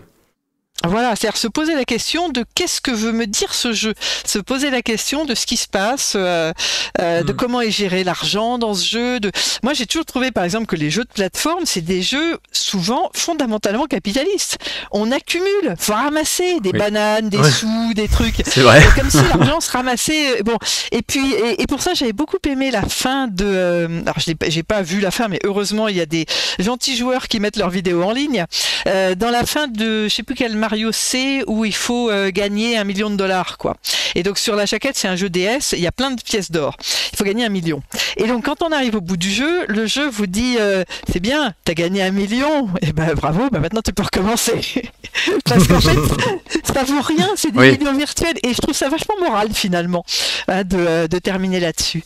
Ça rebrasse un peu les cartes du côté Hong Pixou des jeux. Ça vient un peu questionner au final sur quel est le sens du jeu. Est-ce que le sens, c'est vraiment justement ce qu'on va te demander dans le jeu, de ramasser des pièces pour atteindre le million, ou est-ce que, comme dans n'importe quel récit, et je vais sortir une phrase qui est très courue d'avance, c'est pas forcément le but, l'intérêt, mais plutôt le voyage qui est proposé, quoi. Ah oui, mais il y a un très beau poème de Kavachis qui dit ça, hein. Ce qui est important, c'est pas le but, c'est le voyage. Et sans le but, tu n'aurais jamais entrepris le voyage. Hein, sur la collecte, il y a un parallèle qui est intéressant, avec des choses qui sont un peu décriées dans la conception actuelle des jeux, c'est tout ce qui est achievement, éléments à collecter, etc., qui n'apportent rien en termes de narration, n'apportent rien en termes de gameplay, mais par exemple, dans les Assassin's Creed, si tu trouves dans Black Flag, si tu trouves toutes les chansons de pirates, t'as débloqué un truc en plus, t'as trouvé toutes les chansons de pirates. Et du coup, c'est un peu critiqué sur cette durée de vie un peu artificielle. Ouais. Et c'est vrai que moi, c'est quelque chose que j'ai toujours laissé de côté, parce que justement, ça me sort. C'est quelque chose d'un peu fin, parce qu'au final, cet objectif-là qui t'est donné, il n'est pas soutenu par un ressort scénaristique et un objectif vraiment tangible, à part le fait de gagner un collectible, quoi, au final. Et souvent, il apporte pas de nouvelles mécaniques en termes de game design non plus. On utilise des mécaniques qu'on utilise de toute façon dans où c'est souvent du cosmétique. Pour suivre l'histoire.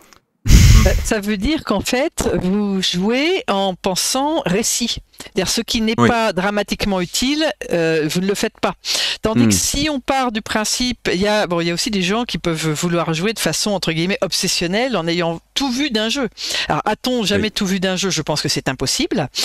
Mais c'est un problème que j'ai. Moi, j'ai du mal à lâcher un jeu tant que je l'ai pas fini à 100%, même si ça me fait chier de collecter toutes les pièces. Mais j'ai eu le même problème, moi, pendant des années pour lire le journal. Quand j'achetais le journal, je le lisais du début à la fin. Et puis à un moment, je me suis dit, c'est juste pas possible, parce que ça prend la moitié de la journée et on fait plus rien. Donc il a fallu que je me force à accepter de ne lire que quelques articles. Voilà, et c'est dur, et c'est le même problème pour les jeux. C'est une vraie question. Qu'est-ce que c'est que finir un jeu, quoi? Oui, alors que moi, je peux pas m'arrêter si je suis dans une mission où je dois aller sauver quelqu'un qui est pris en otage.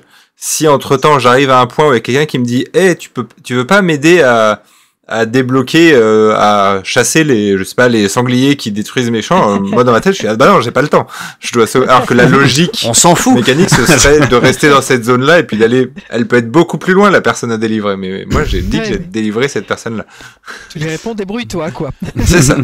On va peut-être conclure justement sur cette notion là de le plus important c'est plutôt le chemin parcouru que le lieu atteint. De trouver son personnage et sa pratique aussi. Voilà, exactement. Oui. Je pense qu'on a abordé pas mal de sujets. Je pense qu'on pourrait encore débattre pendant très longtemps autour de ce sujet-là.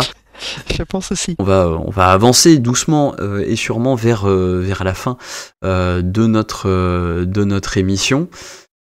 Est-ce que tu aurais un dernier mot à dire, en tout cas, peut-être pour inciter les gens à aller lire ton livre, en tout cas, et pour leur dire ce qu'ils peuvent attendre de ce livre. je ne suis pas publicitaire, donc je ne saurais pas faire une publicité, mais j'aimerais vraiment. Enfin, j'ai fait un livre, j'ai fait avec le cœur ce livre, parce que j'ai posé dedans beaucoup de choses qui me semblent novatrices par rapport aux jeux vidéo. Enfin, les jeux vidéo me semblent apporter des choses qui n'existaient pas avant. Donc voilà, c'est aussi finalement un livre assez littéraire, je pense. Il y a beaucoup de références à la narration classique, et donc ça replace les jeux vidéo en tant que dernier venu, et qu'est-ce que ça apporte de plus. Donc je pense que ça donne ça soutient de façon comment dire oui, enfin il y a un côté militant, quoi, hein. Tu cherches à lui donner les lettres de noblesse que pour l'instant les médias classiques ne lui ont pas accordé. Voilà, tu vois, tu le dis beaucoup mieux que moi. Moi, je suis embarrassé pour dire ce genre de choses. Mais je pense qu'il y a beaucoup de choses aussi dont j'ai envie de parler aussi avec les gens. C'est un livre ouvert, en fait, hein. C'est un livre où j'ai posé des choses. Je pense que je dis des choses justes. Je pense qu'il manque forcément des choses. Il manque toujours des choses. C'est aussi pour ouvrir le débat, pour ouvrir vers d'autres recherches, vers d'autres réflexions, pour aller. J'aimerais que des créateurs le lisent, j'aimerais que des joueurs et des joueuses le lisent, j'aimerais que des créateurs et des créatrices, le lisent, hein. J'aimerais que des profs aussi le lisent, j'aimerais que des parents et des enfants le lisent pour qu'ils se rendent compte de tous les possibles de ce nouveau média qui est quand même absolument fabuleux, quoi. Je crois. C'est bien, parce que nous on aime les choses militantes aussi, quand même, par ici. C'est pas tout à fait étranger à notre façon de faire du jeu de rôle. Il y a quand même quelques choses qui se glissent dans nos scénarios par-ci par-là pour faire passer quelques indices. Je te rejoins dans ce que tu dis. Je trouve effectivement c'est une lecture qui est intéressante, notamment pour les parents. C'est vrai que j'y avais pas forcément pensé, puisque il y a quelque part une compréhension du média et du rôle qu'il peut avoir justement dans la recherche de l'identité qu'un enfant peut avoir de lui-même via le jeu vidéo, où il peut se tester différentes approches, où il peut, alors au-delà de l'aspect purement éducatif, il y a l'aspect de justement essayer de comprendre sa personnalité et de comprendre ce qu'il est véritablement.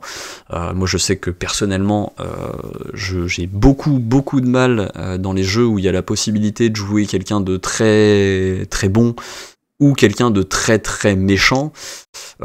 J'ai énormément de mal à assumer de jouer un immonde connard, parce que je n'arrive jamais à assumer mes actes, et je reviens toujours à faire les choses finalement de la même manière.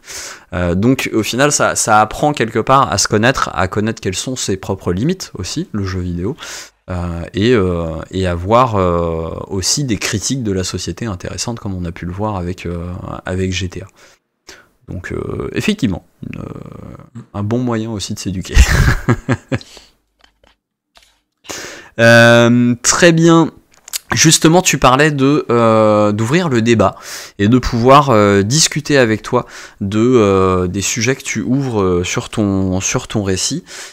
Sur en tout cas le récit vidéoludique et le personnage réinventé. Est-ce que on peut te retrouver quelque part ou te contacter d'une manière ou d'une autre sur des réseaux ou autre manière? J'ai pas vraiment en fait, si on cherche mon nom sur la toile, on me trouvera facilement, hein. J'ai une adresse mail qui est pas cachée, qui est une adresse mail universitaire. Donc bon, après j'ai beaucoup de boulot, mais je réponds généralement aux questions. Peut-être pas dans la demi-seconde, mais généralement je réponds toujours. Si quelqu'un me contacte, je réponds toujours. D'accord. Donc, alors sauf s'il me dit quelque chose de très déplaisant, etc. Oui, bien sûr. Pas, mais même comme ça, je répondrai quand même, je pense, en disant vous en êtes un autre, etc. Mais bon, non, généralement je réponds, donc voilà, je suis contactable par mon nom et mon prénom. Je suis facilement trouvable. Très bien. Eh bien, de notre côté, on va inciter les gens, justement, s'ils ont des questions à te poser vis-à-vis de la notion de personnage dans le récit vidéoludique, ou encore vis-à-vis aussi de la représentation du genre dans le média du jeu vidéo, quelque part, qu'ils n'hésitent pas à te contacter pour te poser ces questions. Le plus simple, c'est quand même qu'ils lisent le livre, hein, parce bien qu'il y a sûr, quand même beaucoup de réponses. Bien sûr. C'est ce que j'allais dire. Voilà. D'ailleurs, il faut qu'on fasse le tirage au sort, Goldie, oui, avant de... On va faire le tirage au sort. Avant de finir, ne partons pas avant le... Pensez, avant qu'on ne fasse... Le bouquin, on voit que le bandeau, là.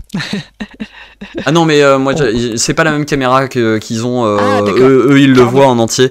Voilà, D'accord, encore une d'accord. fois, je vous incite à aller retrouver Récit vidéoludique, le personnage réinventé donc de Fanny Lignon chez CF Éditions, avec donc un petit bandeau qui dit voyage dans les jeux vidéo, si jamais vous avez du mal à le trouver. Hein, il y a aussi ce bandeau qui peut aider à le retrouver. Et effectivement, on va faire un petit tirage au sort.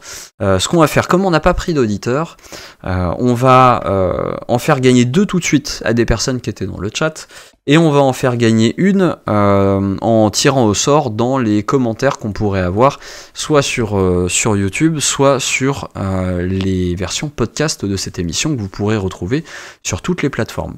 Le tirage au sort pour ce dernier ouvrage se fera, je pense, à la fin du mois de janvier 2025, comme ça pour laisser un peu le temps aux gens de pouvoir écouter l'émission, nous déjà de la sortir sur les plateformes, et puis de pouvoir commenter derrière. En tout cas, c'est déjà la fin de notre émission, on espère que ça vous a plu.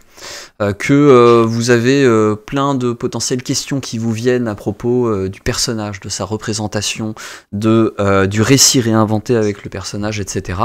Il n'y aurait plus une manette de la même façon. Il peut y avoir, voilà, plus jamais vous ne reverrez un jeu vidéo, aussi un jeu de rôle hein, potentiellement, Oui. de la même façon. Et Voir donc, un roman. voir un roman également. Voir un film muet. Voire même un film parlant. Hein, tout Voire même simplement. un film parlant, tout à fait. On se retrouvera en 2025 pour les prochaines éditions de It is Alive, parce qu'on n'a pas prévu d'en faire d'autres sur le mois de décembre, donc on se retrouvera en janvier potentiellement pour une nouvelle édition. Suivez évidemment les réseaux hein, pour savoir quand sortira la prochaine émission. Et à cette occasion, n'hésitez pas à nous envoyer vos suggestions d'invités et ou de sujets que vous aimeriez voir dans cette émission. Et puis pensez également à nous mettre une bonne note si vous nous écoutez en podcast. Et si ce n'est pas en podcast, si c'est sur YouTube, pensez à mettre un petit commentaire et un like pour nous aider au référencement. C'est toujours important. Merci Fanny pour ta participation. Merci Goldie et merci Basile. Et merci à toutes ceux beaucoup. et toutes celles qui sont en ligne. C'était un plaisir de t'accueillir. Donc rappelons que ton livre est disponible aux éditions CF, Récit vidéoludique, le personnage réinventé de Fanny Lignon, que vous pouvez trouver aussi sur internet, je crois, en commande. Hein, donc Oui, n'hésitez tout à pas fait. à le chercher, vous le trouverez assez facilement. Et puis nous de notre côté, on va aussi parler un petit peu de notre actualité, puisqu'on a sorti aussi un livre de jeu de rôle. Donc c'est notre premier jeu de rôle. Plus On vous fin et invite moins à aller, sérieux. voilà, beaucoup plus fin. Belle couverture, en On tout vous cas. invite aussi à aller eh bien l'acheter s'il vous intéresse. C'est un jeu pour pouvoir jouer des films de slasher, voilà, chez vous, avec vos amis, se tuer dans la bonne humeur et puis incarner le tueur après coup. Voilà, tout le mécanisme, toute l'écriture, c'est de moi. Et puis toute la direction artistique et toute la mise en page, c'est de Basile. Donc voilà, c'est un travail conjoint, on a la coparentalité de cet ouvrage. Et on remercie également chaleureusement encore une fois Célémax pour sa relecture. Bref, sur ce, on va vous laisser. C'était It is Alive. Prenez soin de vous, amusez-vous, mais n'oubliez pas, les dés sont jetés, on fait des gros bisous. À très bientôt, et puis ciao ciao, passez de bonnes fêtes, et puis joyeux Noël.